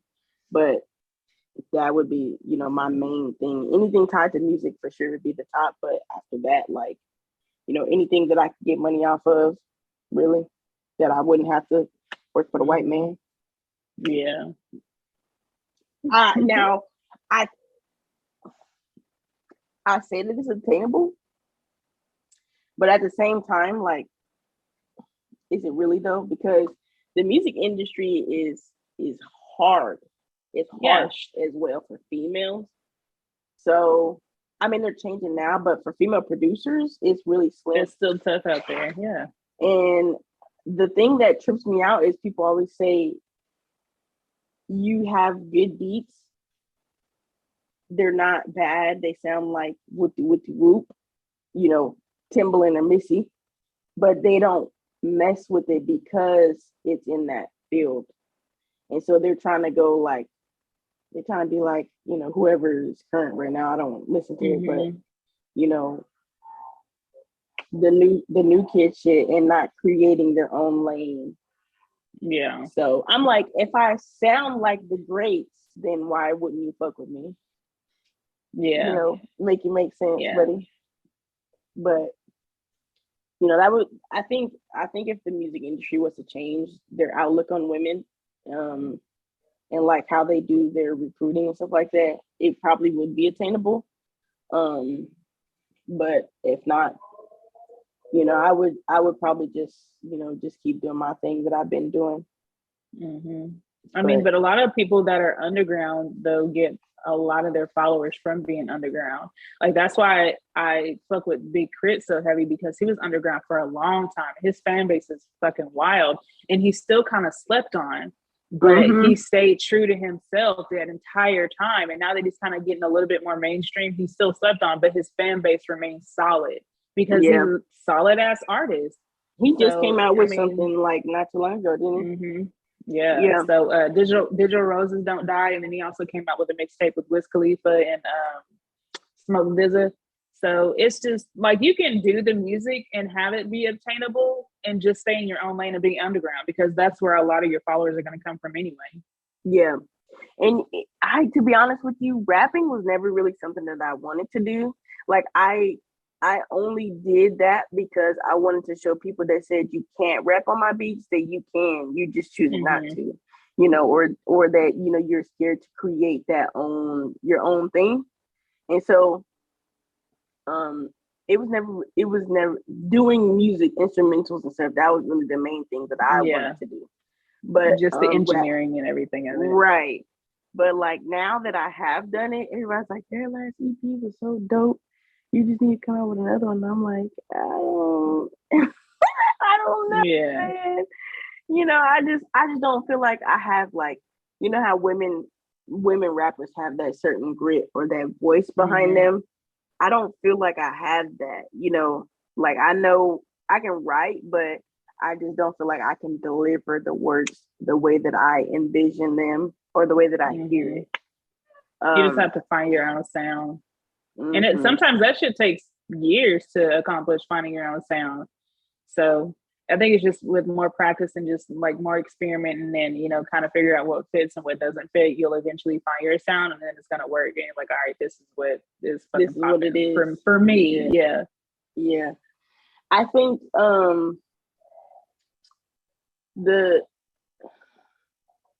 I think the main thing also that's like stopping me is just my own sense of confidence too. Like, because like I said, I don't feel like I have that like it factor when it comes to the rapping thing. I'm also afraid of success. Wow. And that is 100% me being real. I'm afraid, like I I feel like since they're saying that I am up to this standard, will it change me? Will it be too much for me? If I do reach that right ear, that person that said, damn, it's like this beat is dope. Like, let me get you locked in with Missy, or let me get you locked in with this person. Will it go to my head? Like, I think I think I don't think I would know how to handle that success. It's just with the more money coming in and everything else, like that would be a lot. Since you would just I've have to also stay grounded. Yeah. You would just have to stay grounded in who you are and like what your beliefs in, but I agree with you 100%. Like that's a very tough spot to even be in. Mm-hmm. Yeah. So that's why I'm not like really consistent with my shit, as consistent as I know I could be with making beats and doing music. Cause I'm just like, that comes with a lot too. People want you to travel, they want you to do this, and I'm lazy. I'm a lazy ass bitch. I'm gonna be real with you. I don't know. I'd be like, I don't want to do the show today. I don't want to. Like, I'm gonna do can this we shit for my reschedule bed. it? Can we reschedule it? Like, nigga, this show's been booked for 6 months. We cannot reschedule. You know what I'm saying? Right. Like, I just see other people living that dream, and I'm just like, that's a lot. That it comes. It's a lot of work that goes into it. It is, and back-to-back shows, long nights. Yeah. I don't know if I'm ready for that. I know, like, it sounds good, it's dreamy, but it's like when it comes, if that was to come, because I think what it is I like almost was there too, and I was like, ooh, I was so scared. I didn't take the opportunity. I definitely could have been touring or, been with someone right now, and I didn't take it. I think you like the aspect of just being able to create, which is like, I think anybody, like if you're creative, I feel like you just love the art of being able to create and perfect your craft. And so there's nothing wrong with that. Like, if you don't want to go out and tour and do all this extra shit, there's absolutely nothing wrong with it. Like you can still be at home, creating beats, selling beats, you know what I'm saying? So it's that type of lifestyle is for a certain person, and you have to be willing to be able to do that and sacrifice a lot of your life for that type of lifestyle. And that's where a lot of people kind of get out of the industry, because that is a lot of shit that they have to handle. Plus there's probably some weird ass shit going on in the industry anyway. So that's a whole nother story for a whole nother episode, so let me put that down. Illuminati? No, this one. Yeah, that's definitely, I'm definitely putting that down on another social. Illuminati. Listen, I remember when I first started surfacing, I was like, man, I went down the rabbit hole. I was finding videos. Yes, it's so easy to get in the rabbit hole. I was getting scared. I was like, I'm not gonna watch this somewhere. I was scared. Yeah, it definitely puts you in that rabbit hole, because I definitely did. When I was growing up, my auntie, she used to have these like these videos, and it was like a church video, but they was like going, it was like 5, 6, 7 volumes of that shit, of just them going through and like talking about it. And I wish I remember the name of that shit, but she used to the Hidden Colors? Watching it. I don't know. I'd have to look it up and see if that's the name. Hold on. But I know when I remember Hidden Colors was like scare me.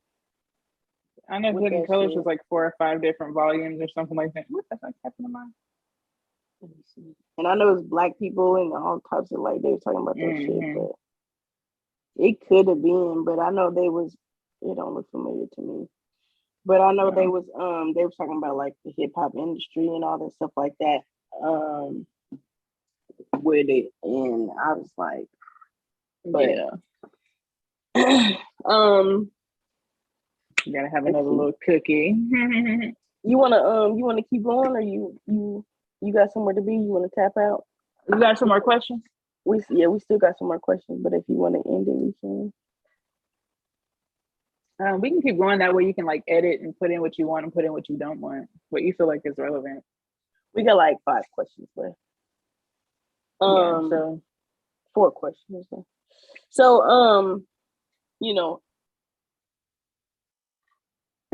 we can perceive ourselves as one thing, but how people see us may be different. So how do you see yourself, and how do you think others see you? So I perceive myself to be like this free-spirited, independent, just like person that's like very motivated and determined and just willing to try new and different things and kind of like change the narrative for people in my family. So that's kind of how I see myself.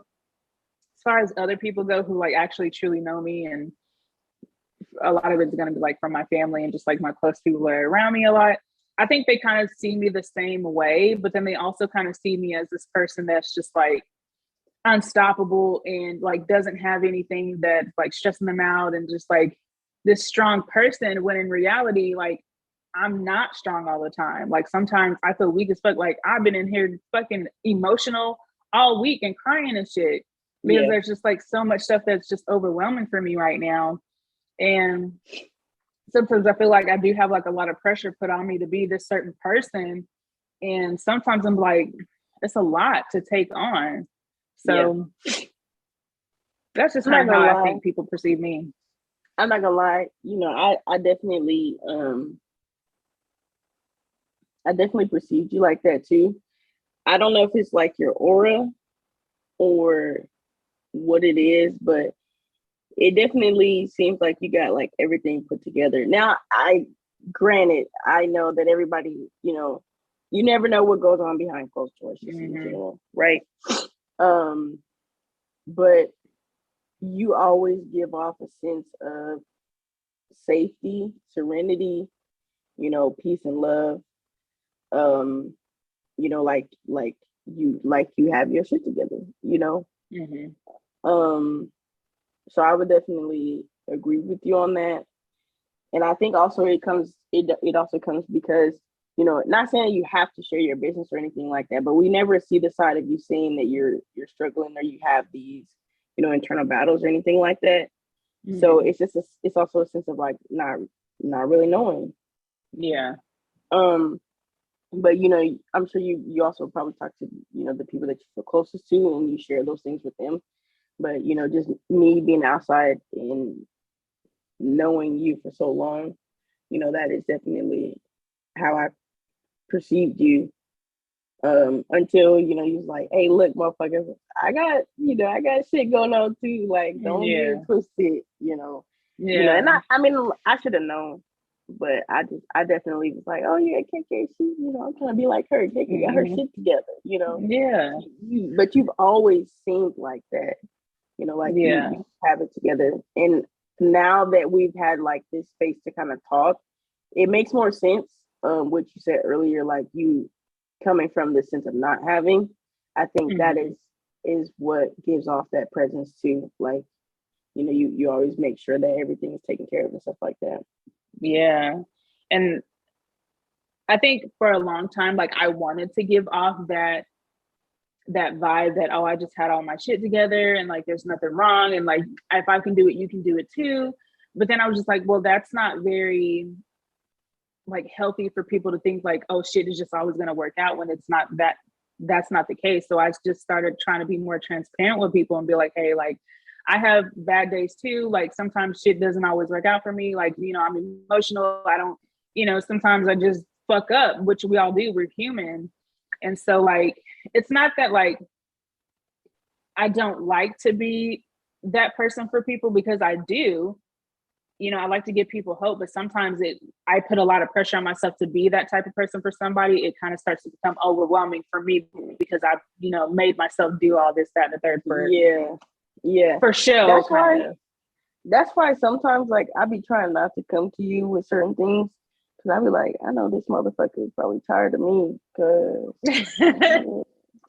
like I have like so many other, like I almost kind of look at myself as like a mentor for other people, and then I have like all these mentees, because you can be a work in progress while still helping people. Like there's no law against that. I just be feeling like now that I've seen you say, you know, like I struggle too, like I just be like, I don't want to put too much of my own shit on her, because I know how that is, you know, for people to consistently come bring you their baggage, and then, you know, they're like, help me, or, you know, I look to you as this and this and that. So that really kind of opened my eyes to like I feel this way, and now I know how she feels. So it kind of like made me, you know, backtrack a little bit. But I definitely agree with you too on the fact that like you can, you know, you can still be the light even though you're kind of going through a little bit of a dark or gray area yourself. I'm learning to not take on too much though. Yeah. For sure. And like I never wanted it to be like, you know, make people feel like, oh, they can't come to me because I have something going on. Like I do want people to come to me and like talk to me about their problems, especially if they feel like they don't have anybody to listen and they feel like I'm the one that's going to be able to give them that clarity that they need. Like I said, I want to be of service to other people. So it's just something to where I wanted to let you guys know, like, it's okay to not always have your shit together. Like, you know, there's people out here that you think have all their shit together when they don't, you know, and not I think that's what, I think that was my main goal of that Facebook post that I made, is just like, hey, like, we're all human, we all fuck up. And even the other day when I made that post where I was like, you know, listeners need listeners too. And I commented, I was like, well, I have a hard time like expressing myself to certain people, even people that I feel close to me. Like I have a hard time like opening up and like telling them how I really feel because of past experiences where I've had, you know, I've told somebody something and I confided in them and they kind of used it against me. And like that fucked me up. And so like now it's always like I physically just can't tell people like what's going on. Like I'd rather listen to your issues than me talk about my own. That's true. That's so true. I have a really hard time doing the same. And mine is more so stemming from when I grew up, I was told like to not express myself, or that I couldn't express myself, or, you know, I'd be like, can I call my mom? And then they're like, no, fuck no, you know. And so I just like internalized a lot of shit. And so now that, you know, I'm older and I can express myself, it's like there's still that wall there, like, you know, don't, because I don't know how, you know, sometimes people are going to take it, or, you know, I just think in the back of my mind, like, you know, hey, like, you know, remember you was taught, you know, be strong, you know, and all that other bullshit, you know what I'm saying? But so when I do come to people and I express myself, you know, and I feel like it's either not reciprocated or I'm not being understood, or, you know, something of that aspect, then it does make me kind of withdraw and like pick and choose who, you know, I do express myself to and stuff like that. So at this point, I'm like, do I need to just get a therapist? I encourage every person, especially if you are Black, I encourage everybody to find a therapist, because since I have been seeing a therapist, like I've been able to have my eyes open to a lot of things. And I also journal too. So that helps me with expressing myself. So if you got to get a therapist, I 100% support that shit, because I feel like everybody needs it, especially if you have trauma. Like, let that shit out. Yeah. This definitely, this podcast, this book writing has been a good, you know, form of therapy, but I do think that I need to get a therapist. Because like even with me writing, like I haven't gone as deep as I probably could, but I don't know if I want to put all that out there for the public. You know, I like especially if you haven't dealt with a little bit, but I was like, I don't know. Yes, especially if you haven't like fully dealt with it, I feel like that would be hard for you to kind of dish it out first, and then, you know, I feel like it could kind of backfire in a sense. So and it's, I feel like it's also good to get therapy, because it's like you're getting a professional opinion on like what it is that they think, or they even like open your eyes to shit. You like answer your own questions. They don't even have to say shit. And you're like, damn, what the fuck? I've been doing this, you know? So like it's very eye-opening. Like I've learned that I'm kind of like codependent, especially when it comes to like romantic relationships or just like friendships and stuff. And so that's something that I've been working toward too, because I'm like, maybe that's not always a good thing, but yeah, I definitely encourage therapy. Yeah, I'm definitely gonna start looking into it now that I'm kind of settled and moved and stuff like that, and got my insurance for Texas and stuff. So yeah, it ain't we'll nothing see. wrong with it. We'll see. How do you Now, I was just about to ask. Yep. I mean, answer. Yep. Um, I mean, I view myself to me as like a, you know, like I said before, a cool, kind of collected human being. Um, I don't feel like there's like a lot to me. Like I'm not a complex person, and I'm very easy in certain aspects. Uh, like it doesn't take much to please me. I don't feel like, I'm family oriented, and I want also, to have that sense of family. But that's how I would say, like, I view myself. I would say other people probably view me as like this funny, cool person, they can always probably talk to or hang out with or whatever the case may be. Um,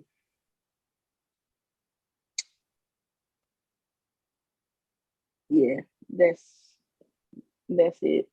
Strong Yeah, individual, probably. Some people say I don't have any emotions or feelings, or like nonchalant I about feel certain like things. I feel like this year they're going to be proved wrong that you don't have emotions, because I feel like this entire year of you just like talking about how you feel and making these vlogs and stuff about how you feel and why Right, you're moving, I feel like that's showing that you do have emotions and that you do deeply feel about stuff, you just don't show right, it, or they right, just don't see it. right. So I I would have to agree with you on that. yeah. So I feel like they're gonna see the opposite of that. But I mean, that's a way that I kind of viewed you, was like somebody that was just like really fun and just like, energetic. You're very sociable. You know what I mean? Like you have a good heart. Um, and you like really love your family and take care of them and stuff too. But I feel like you do it to a fault, to where you kind of put yourself on a back burner. And like, I can tell that type of thing is exhausting, Mm-hmm. because I do the same thing. So I was easily able to kind of see that from you. And I'm like, yeah, eventually like this shit is going to catch up to her. She's going to be burnt out. And now that it did kind of explode, here we are. So, Yeah, um, I I was telling Cher the other day, like the one thing that does hurt my feelings the most is when people say that like I am emotionless, because I'm like, being happy, that's an emotion. Taking care of people, that's an emotion basically within mhm, yourself. Being there for other people, that's empathetic. Or yeah, that's the word. That's you having empathy and sympathy for that person. So those are all emotions. mhm, Now sometimes in certain situations, yes, I can be nonchalant, but it takes me a long time to get to that point. And obviously, if I've gotten to that point, you have crossed a lot of lines with me, or boundaries, emotionally wise, for me to get mhm. to the point to where I don't have any emotions for that situation. Yeah. Um, so that is one thing that I feel like I needed to change in this year. So that is why I was doing a lot of blogs and decided to do the podcast, because I did have a hard time talking about my feelings, or expressing my feelings when it came to certain things. So you know that has opened up the avenue for people to now see me in a different light, and not just always the happy go lucky Nini. Wait, what happened? You You froze. froze. Oh, well, basically, long story short, I was just saying, like, people, I think the vlogs definitely have given you guys a different aspect to me, and like not just the happy go lucky excited party meaning, because I think that's what most people Mhm. see. is that aspect of me, and not like the deep, when I'm by myself, or, just everyday me, Yeah. And this journey definitely, just in general, from the beginning of the year to now, has definitely brought out a lot of like emotions. Me crying. I used to not really cry like that. Mm-hmm. Like, I could probably, count on both hands how many times like I really like deep cried, or just cried in Mm-hmm. general. And this year has really, like, I really have been doing the work within myself, Yeah. and it has brought out a lot of emotions. Like, just the other day, I think I was telling you, like, I got off the phone and cried. Like, Mm-hmm. I have become a big ass, Yeah. like softy crybaby, like, all of that shit, like expressing myself and just being vulnerable, and kind of like more so in my feminine energy, more Yes. than the masculine energy that I've always been presenting. Yeah. I mean, and sometimes you have to allow yourself to feel in order to heal. And people don't want to do Mm, that. And I feel like you're strong because you allow yourself to be vulnerable. There's a lot of strength and vulnerability, and people don't understand that. And they just like, well, I have to be tough. I have to be strong because that's what I was taught. But you don't. Like, why do you have to be yeah, strong? For who? For yeah. who? So, I think it also comes to, like, how people were raised or how society views certain things. Because I think that's another thing that, I wanted to talk about at some point, was like, the African American men, but just men in general, how they feel like they can't cry, they can't be vulnerable, yeah. and not be able to be viewed as still being strong. I think it takes a lot for you to cry. That is a strength in itself, and just be able to let that out. Like, I don't think that you lack any strength when you cry. Now I don't. Yeah. Before I was, taught differently, but I think Hmm. now it takes a strong person to cry and be able to It say, does. like, I'm still good, or, Yeah. hey, I may not be good, but at the end of the day, I'm gonna get through it. Yeah. Because my I strength. I agree. I definitely agree. I used to be like, I used to get mad at myself when I would cry. And I'm like, why the fuck are you crying? Like, there's literally nothing wrong with you. When in reality, it was something wrong with me. The reason I was crying. So now I've just kind of learned, like, bitch, just let that shit out. Yeah, Go on about your day. yeah, Go on about your day. So yeah. I definitely agree with you on that. That was a good one, Kay. That was good. I like that one. I just really like enjoy the podcast, or really being able to have this space to kind of just be able mhm. to talk about these things, because it's not really talked about, and especially like the whole strength thing too, when it comes to African American women, Mhm. where we're always told to like hold down the fort and be the strength, and be able to hold up the man. But who holds us up when we can't be that? You know what I'm saying? Like, Yeah. even if I'm not in a relationship, like, I still have to be the strong soul person by myself, right? But if I can't, or I feel like I don't have the energy or the strength to be that for myself, like, sometimes it's like, who do I have to lean on to be able to give me that energy back to continue to be strong, and I feel Yeah. like a lot of times, I just feel like we need to just break these generational curses, and the way that like generations of society before us have like put these stigmas and things on us. I just don't like Mhm. it. I really don't. And it makes me mad that sometimes people are gonna do what they want to do, but sometimes it just makes me mad when like people are so close-minded and not open to changing the way that things have Mhm. been in the past. It's always like, oh, back in my Yeah. day, or nowadays, look at how everything is going. Like, it's like, Yeah. yeah, These old school traditions are just not it gotta nowadays. go. Some of them, yeah, we can keep. You know what I'm saying? Like, I don't mind some of them, but it's like, Yeah. that was the way that things were done back then, and now things are changing. So, why can't I stop, booty? Like, why can't I cry? Why can't I not be a strong, Black woman? What's different? Who's to say that your strength is the same strength as mine? Like, we may have different things that we classify as strength, and that should be okay. Yeah. It's, I just have my own qualms with these generational curses and traditions and just the narrative that my family has, let alone, other Black families. So I think it's just going to take like the millennials and the Gen Xers and Gen Zers or whatever the fuck they are.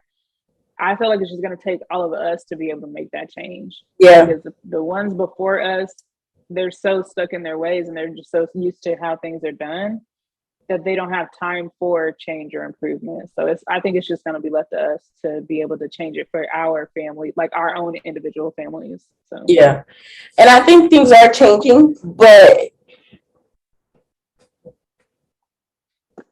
it's just like racism. It's like passed down, right? So when some people are trying to make the change or be the change, you still have the boomers, and you still have the people that built the generation before us, so they're still here, so they're still like trying to cast judgment and do all that shit. So it does make it hard for us to try to change, I think.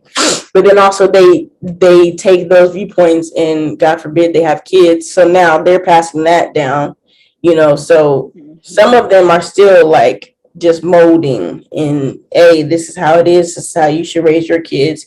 Some of us are like, fuck that shit, I'm not doing that shit. yeah. But some of us are like, they're still just continuing that same. I try to be the change that I want to see. And I know that's like cliche and, kind of corny to say, but I mean, you really do have to be the change that you do want to see, because how can you expect something to change when you don't even practice what it is that you're trying to preach? So Right.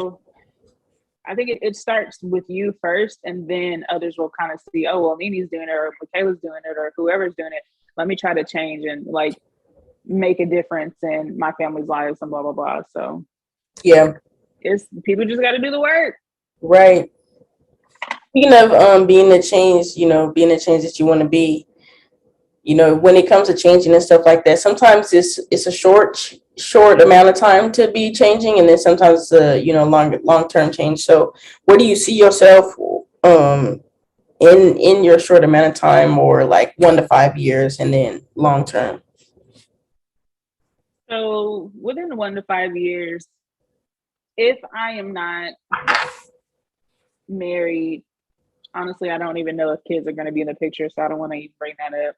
We'll just see if it happens. But 1 to 5 years, hopefully in a relationship, married, just doing the whole marriage thing. If not, definitely I do see myself traveling the world. I mean, traveling is really the only thing that has just always been in my mind since forever. Yeah. So that's definitely something that I want to do. I do want to move to Seattle because I just love the weather there. I think it's just a beautiful fucking city. And so I do want to live in Seattle eventually, but mostly I just want to travel the world. That's really all I want to do. Maybe eventually live out of the country, but that's where I see myself. Yeah. That's what's up, and those are good goals and good things to strive for. And who doesn't want to? Well, I won't say who doesn't, but a lot of people want to be able to travel and get outside of their four walls or their states, and see other things. So I think that's good. Me, I don't know about. I don't think I could travel the world. I might stay within the states. Yeah. That's just me personally. I have a fear of heights in planes and stuff. So I've been on a plane, but I'm still afraid of heights. Yeah, I went on a plane, but my dumb ass watched Final Destination the night before. It was on TV. It was on TV. It was on TV, and I couldn't sleep, and I had already had a fear of planes, so it was just it was a lot going on. But anyway, that kind of solidified my fear for flying after that. And I already be feeling like I'm that's a raven with my visions and shit. So I was like, yeah, it was It was too much for me at that point. But yeah, heights are no. Like roller coasters and shit, can't do it. Anything that has to do with any of that shit, I'm not on it. I'm not with I it. love a good roller coaster. I went on a roller coaster. I'm gonna see if I can find a photo for y'all. If I can find a photo for y'all, I will plug it. Okay. I, I will plug that motherfucker right here. Okay. Anyway, I went on a roller coaster ride a few years ago with Sherry and Kai because they was like, "You haven't got on no rides this whole fair. Da, da, da. These are baby rides," and I was like, "These are some big, gigantic ass rides. Y'all are tripping." So they was like, "You got to get on at least one before we leave." Girl, I got on the motherfucking ride and passed the fuck out, and they captured the shit in the photo. I was dead. Didn't come up to the world. I don't even remember passing out. I just remember us, and I was like, no, because that is funny as fuck that you say that because I had like took a picture of myself on this roller coaster. I went to Frontier City for my birthday in 2017, and my best friend and Keisha, my niece, did not want to get on, so I had to get on by myself. And I Snapchatted there's like a little screen where it shows you like your face or whatever, or like a picture of you. Mm-hmm. And I had took a picture of it. I'm gonna have to send it to you so you can plug it in because that shit is fucking hilarious. Girl, I was dead. I just remember I was like, we was going up and it was like do, do, do, do, do. And I was like, okay, we good. Then we got to the top and it was like doing this like spin thing. Yeah. Time it spun, I was like, oh my God.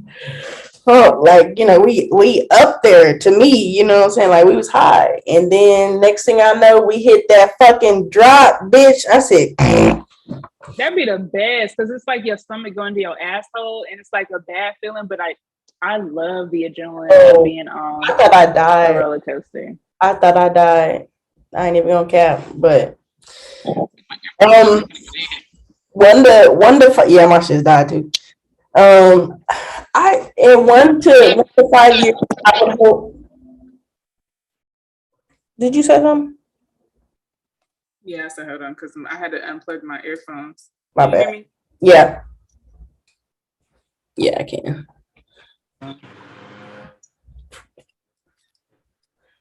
Okay. Yeah, I love. I'm not a fan of heights. I have a fear of heights too, but I can't do it, bro. I want to go. It'll be so bad to me because they're heights people. Like they love the adrenaline, adventure, all that shit.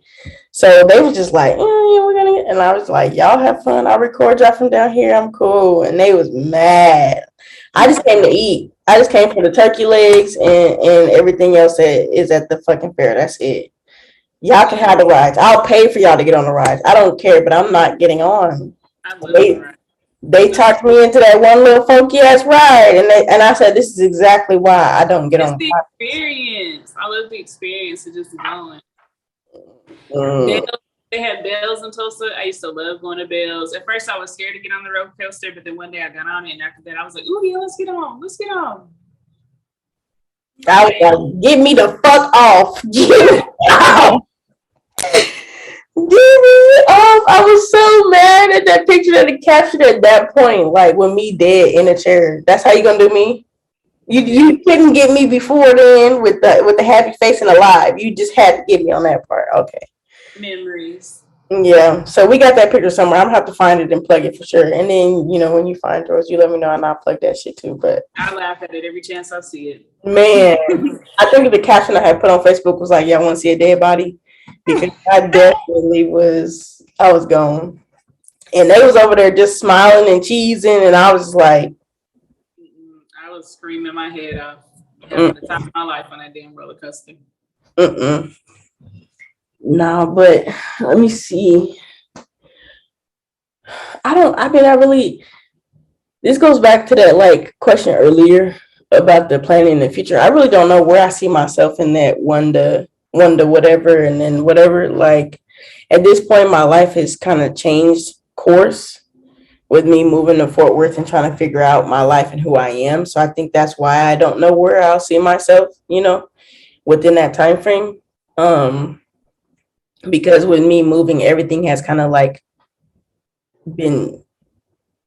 everything is basically at this point just up in the air. It's been shook. So like my relationship, my family relationship, like myself, I think the only thing that's kind of like really solidified right now at this point is my job and where I live. Other than that, like I don't have any expectations for my life or where I might see myself in the future. Like hopefully maybe with a career or somewhere, like you said, like in a place where I can say like I finally have my 8 to 5 or what I'm looking for, and a nice income, or doing my music thing.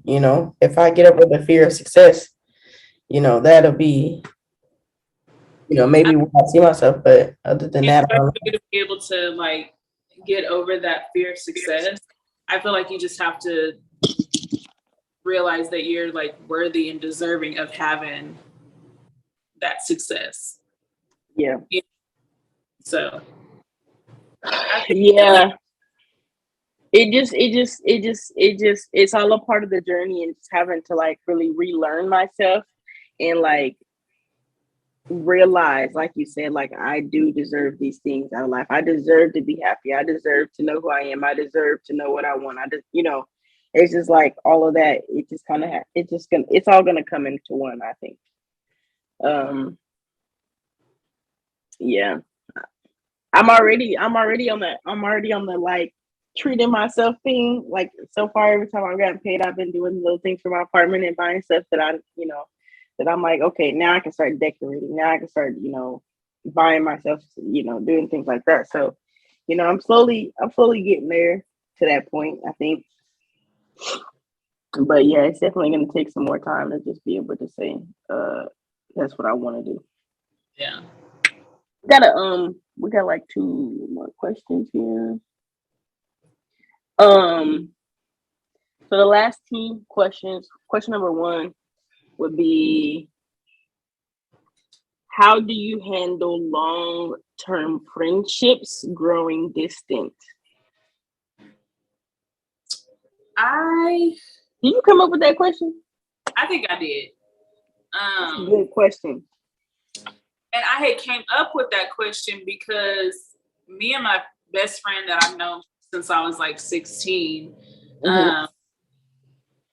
I actually dated her brother or whatever, and then we ended up just becoming like really good friends. And I feel like once I had moved to Texas, or like even a couple of months before I had moved to Texas, our friendship kind of became a little bit strained. And then now that I'm down here, it's even more strained. And so I can kind of feel like the distance kind of playing a part in that. But even before then, like, we never really hung out with each other. We never really, talked to each other outside of just texting. And so our friendship did kind of like dwindle down. And so I'm still kind of having like, I wouldn't even say like a hard time dealing with it, because now I've just gotten so used to it. It's just like, I'll talk to you when I talk to you. But, I always know that saying where it goes like, you can't expect people to always like talk to you and check in with you, because, people have their own lives and they have their own stuff going on, which I get that. But also at the same time, like, there should be some moments where, we're talking and, checking in with each other. And blah, blah, blah. Yeah. And that's why, every now and then, like I try to. Can you hear me? Okay, my headphones is being stupid. But that's why every now and then, like I try to check in, with my friends and stuff like that, because I do know that life is crazy and we're grown. We're all going through things, right? So I want to check in and make sure that you're still good. But at the same time, like I feel like if we're solid in our friendship, like we should also be checking in on each other. Right. So,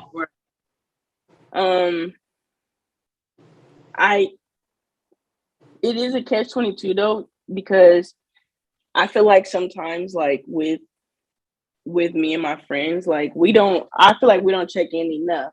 Not me and you, but like some of my other friends that I've known for like a long time. Like I'd be surprised sometimes when they reach out and I'd be like, oh shit, okay, hey, what's going on? Like we haven't talked in fucking a month, or 2 months, but I just be like, I know that they have kids and stuff. And then sometimes I'm also the one too, like if I reach out to you consistently, or like a couple times and there's no response, I'm gonna slowly start backing out of how often I reach out to you, because I'm gonna now feel like I'm bothering you because you're not reciprocating either in responses or the same amount of effort that I'm putting into the friendship. Yeah. So it's kind of hard how to like handle it in a way, because like, you know, like you said, like we're all grown, we all have things that we have going on. So I don't want to pester you, but at the same time, like I do want you to know that I love you and I'm checking in on you. And I definitely agree with that. I feel like that question really came from like whenever I first moved down here. Like I felt like I didn't really have anybody that kind of like checked in on me. It was just like, hey, how was your move? Like, did you get everything settled in? Blah, blah, blah. Like it took a while for a few people that I thought would have texted me as soon as I touched down.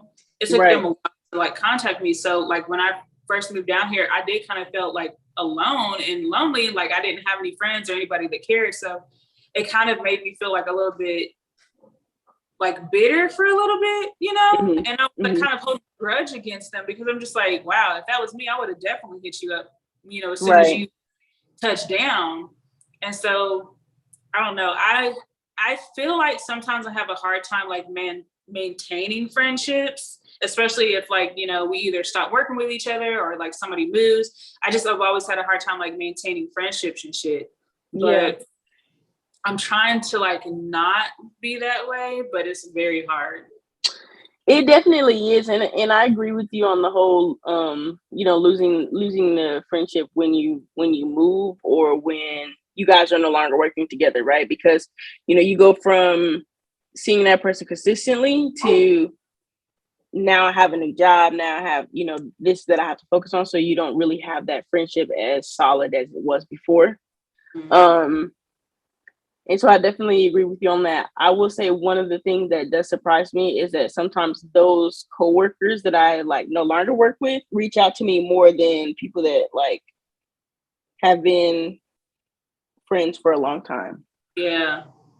So it always surprises me like when that does happen, because I'm like, damn, like I haven't known you long, or, you know, like we were only acquaintances or coworkers, right?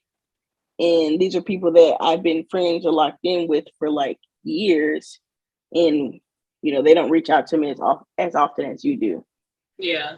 But when you moved down here, I definitely wanted to, you know, like reach out to you, because I hadn't experienced, you know, that, but I knew that it was probably really hard for you to, one, make that move, and then two, you know, I didn't know if you had anybody reach out to you or not, but, you know, I wanted to reach out and just say like, hey, you know, just checking in on you, how, you know, how'd everything go, whatever.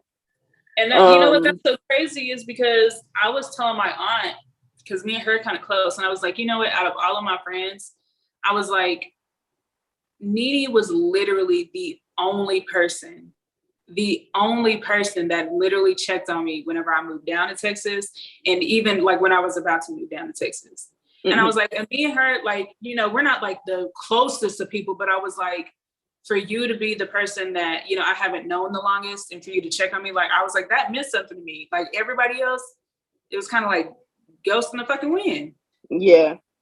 And I feel like I'm a solid ass friend, like, and I'm not even trying to like to my own horn or anything like that, but if I call you a friend or a sister in your aspect, like I ride, like I will definitely make sure, like if I have it, or, you know, if I can, like I'm gonna, you know, do it, or, you know, even if I don't have any money, like just check in on you, you know what I'm saying? Like make sure you're good and stuff like that. But, you know, sometimes, like I said, I don't check in as often because I don't want to seem like I'm pestering or bothering or anything like that. But I will check in every now and then, you know, to make sure, like, you know, with my best friend and Robert and stuff, like if right then and there in that moment, if I'm missing somebody, I'll be like, I miss you. Like, how you been doing? You know, I'll check in or whatever. But I definitely now that I have made the move, it was definitely hard. in like having you as that support along with Robert and with y'all being down here and supporting me in that move and just checking on me. Like he texted me the other day, right after you had texted and was like, "It's been a week, like, how you doing?" And that just made me like, even now, like I'm, smiling because it's like y'all thought about me. You know what I'm saying? Like that shit means, it does. It means something to me, that people care enough, like, my friends care enough, and have enough love for me to check in on me. So I definitely know what you mean, because like it's still people that haven't. Yeah, and it sucks because it's just like it kind of like it hurt my feelings because I was just like, well, fuck, like I'm literally down here with nobody.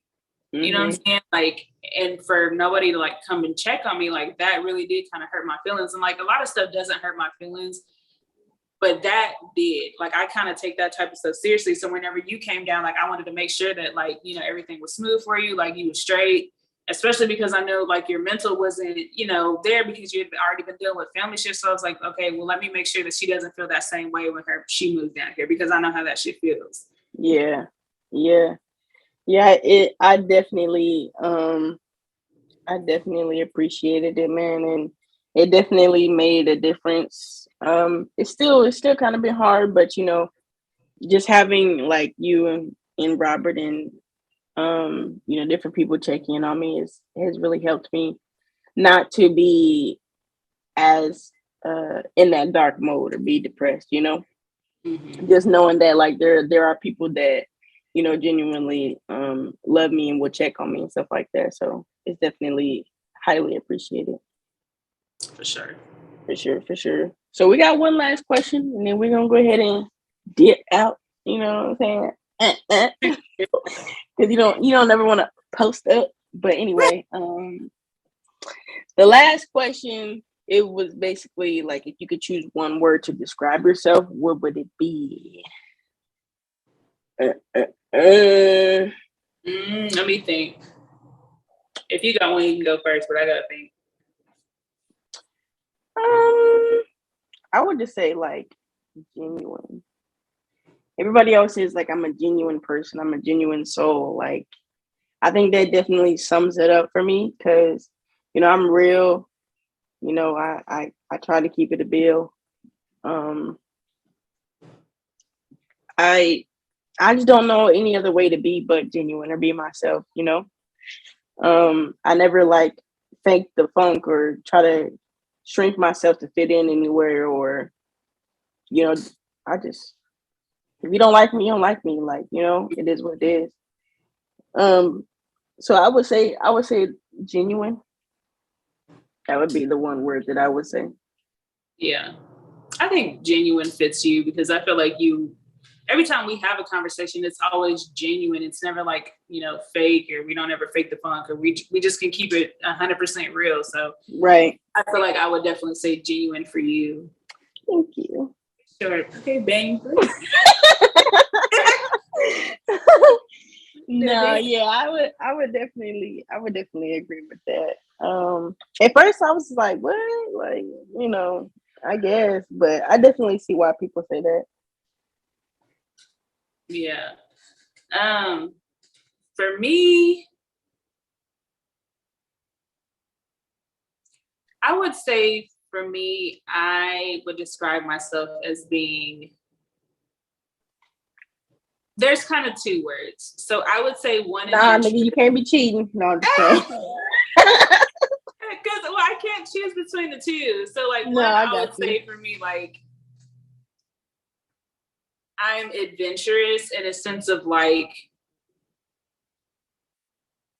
I have like an adventurous spirit and adventurous heart. Like I want to do all these things. Right. And like I never want to just like live like an ordinary basic life. And so that's why I kind of like push the envelope and, try to break the narrative of, what I'm so used to or my family is used to. So I would definitely say adventurous in that aspect. But then I would also say like, I'm fragile as a motherfucker. I am fragile as a motherfucker. And people think that I'm just like so strong, but in reality, bitch, I wanted to cry like at least 4 times while we was recording this motherfucker. Yo, I tried so hard not to, too. Like, even when I was just talking about how y'all was coming through, I was like, on that last question we just answered, bitch, I was over here tearing up. I am very fragile, man. And I just feel like, you know, it's hard not to be when you've been through so much shit and you have put on this mask like you're strong. But on the inside, you're a very like soft fucking teddy bear. And for me being a Leo, like, you know, that's weird because, you know, we're supposed to be like these strong, like, that's how people see Leos. But in reality, I'm very fucking fragile. Like my heart can get broken very easily. You know what I'm saying? Like I kind of put a lot of trust in relationships that I probably shouldn't have, you know? So I would say fragile. Yeah, I don't know if I have the best example of how a Leo is supposed to be, but you know, how I perceive Leos, y'all is annoying. My brother is a Leo, and I just be like, oh my. Listen, it's 2 different types of Leos. It's very much 2 different types of Leos. I will say that. Yeah. So, but I think people be like, you ain't never had a really. I'm like, I don't ever want to because the way my brother acts, they be like, that's a sibling. No, because I didn't see him in sibling mode and not in sibling mode, and I'm good, baby. Yeah. No, but I mean, y'all do. I will say that, like, y'all do have big ass hearts, though. Like, that's one thing that is misunderstood about Leos is like they look at them like the lion, you know, like. But at the same time, like y'all can be strong and can be stubborn or whatever. But at the same time, y'all have some big ass hearts. Yeah. Y'all love hard. Very, very hard. Rather if it's a friendship, you know, a platonic relationship, or you know. A relationship. Romantic relationship. Yeah. Yeah.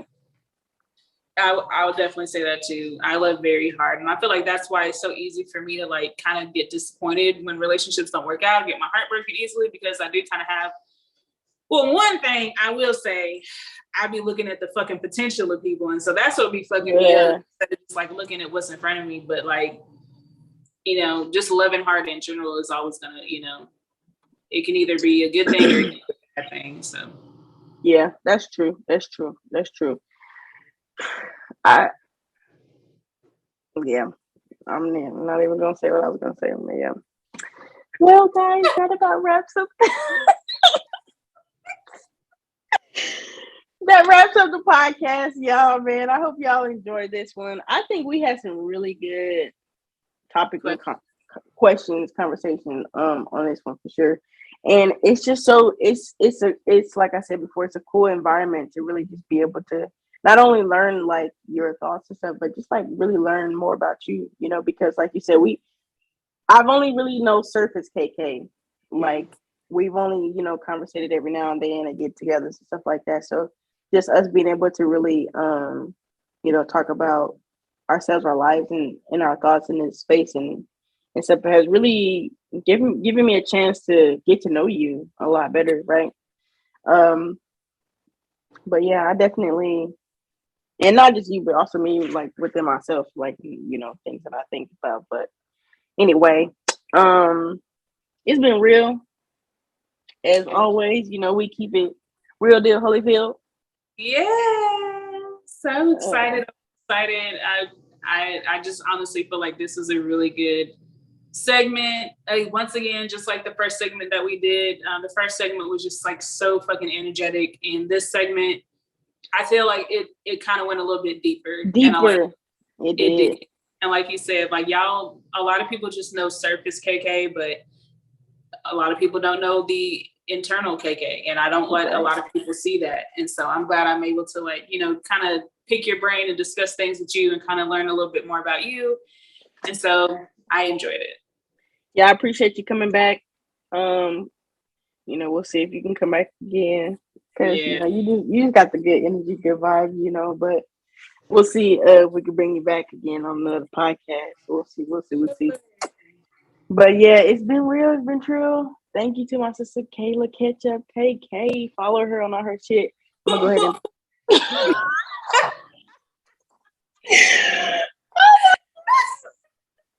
I'm gonna go ahead and plug up her. I got that shit that Fat Joe used to do back in the day. Terror Squad, BXTX. I can't breathe. Oh, fucking weak. I'm gonna go ahead and plug her shit up at the top of her damn name. So y'all can follow her on all her shit, man. And definitely go check out the aesthetic I was talking about. Oh my God, sis be killing them TikToks. Go check her out for real. But Kayla definitely, Ketchup. Yes, yeah, Kayla definitely Ketchup, link in with her. all that shit. Yes, definitely link in with her. And I'm about to go. I don't know what I'm about to do, but I love y'all. Y'all know who I am. Y'all know where to find me. Dunkinator music on just about everything. So it's been real, it's been trill. Peace. We love y'all. Middle East.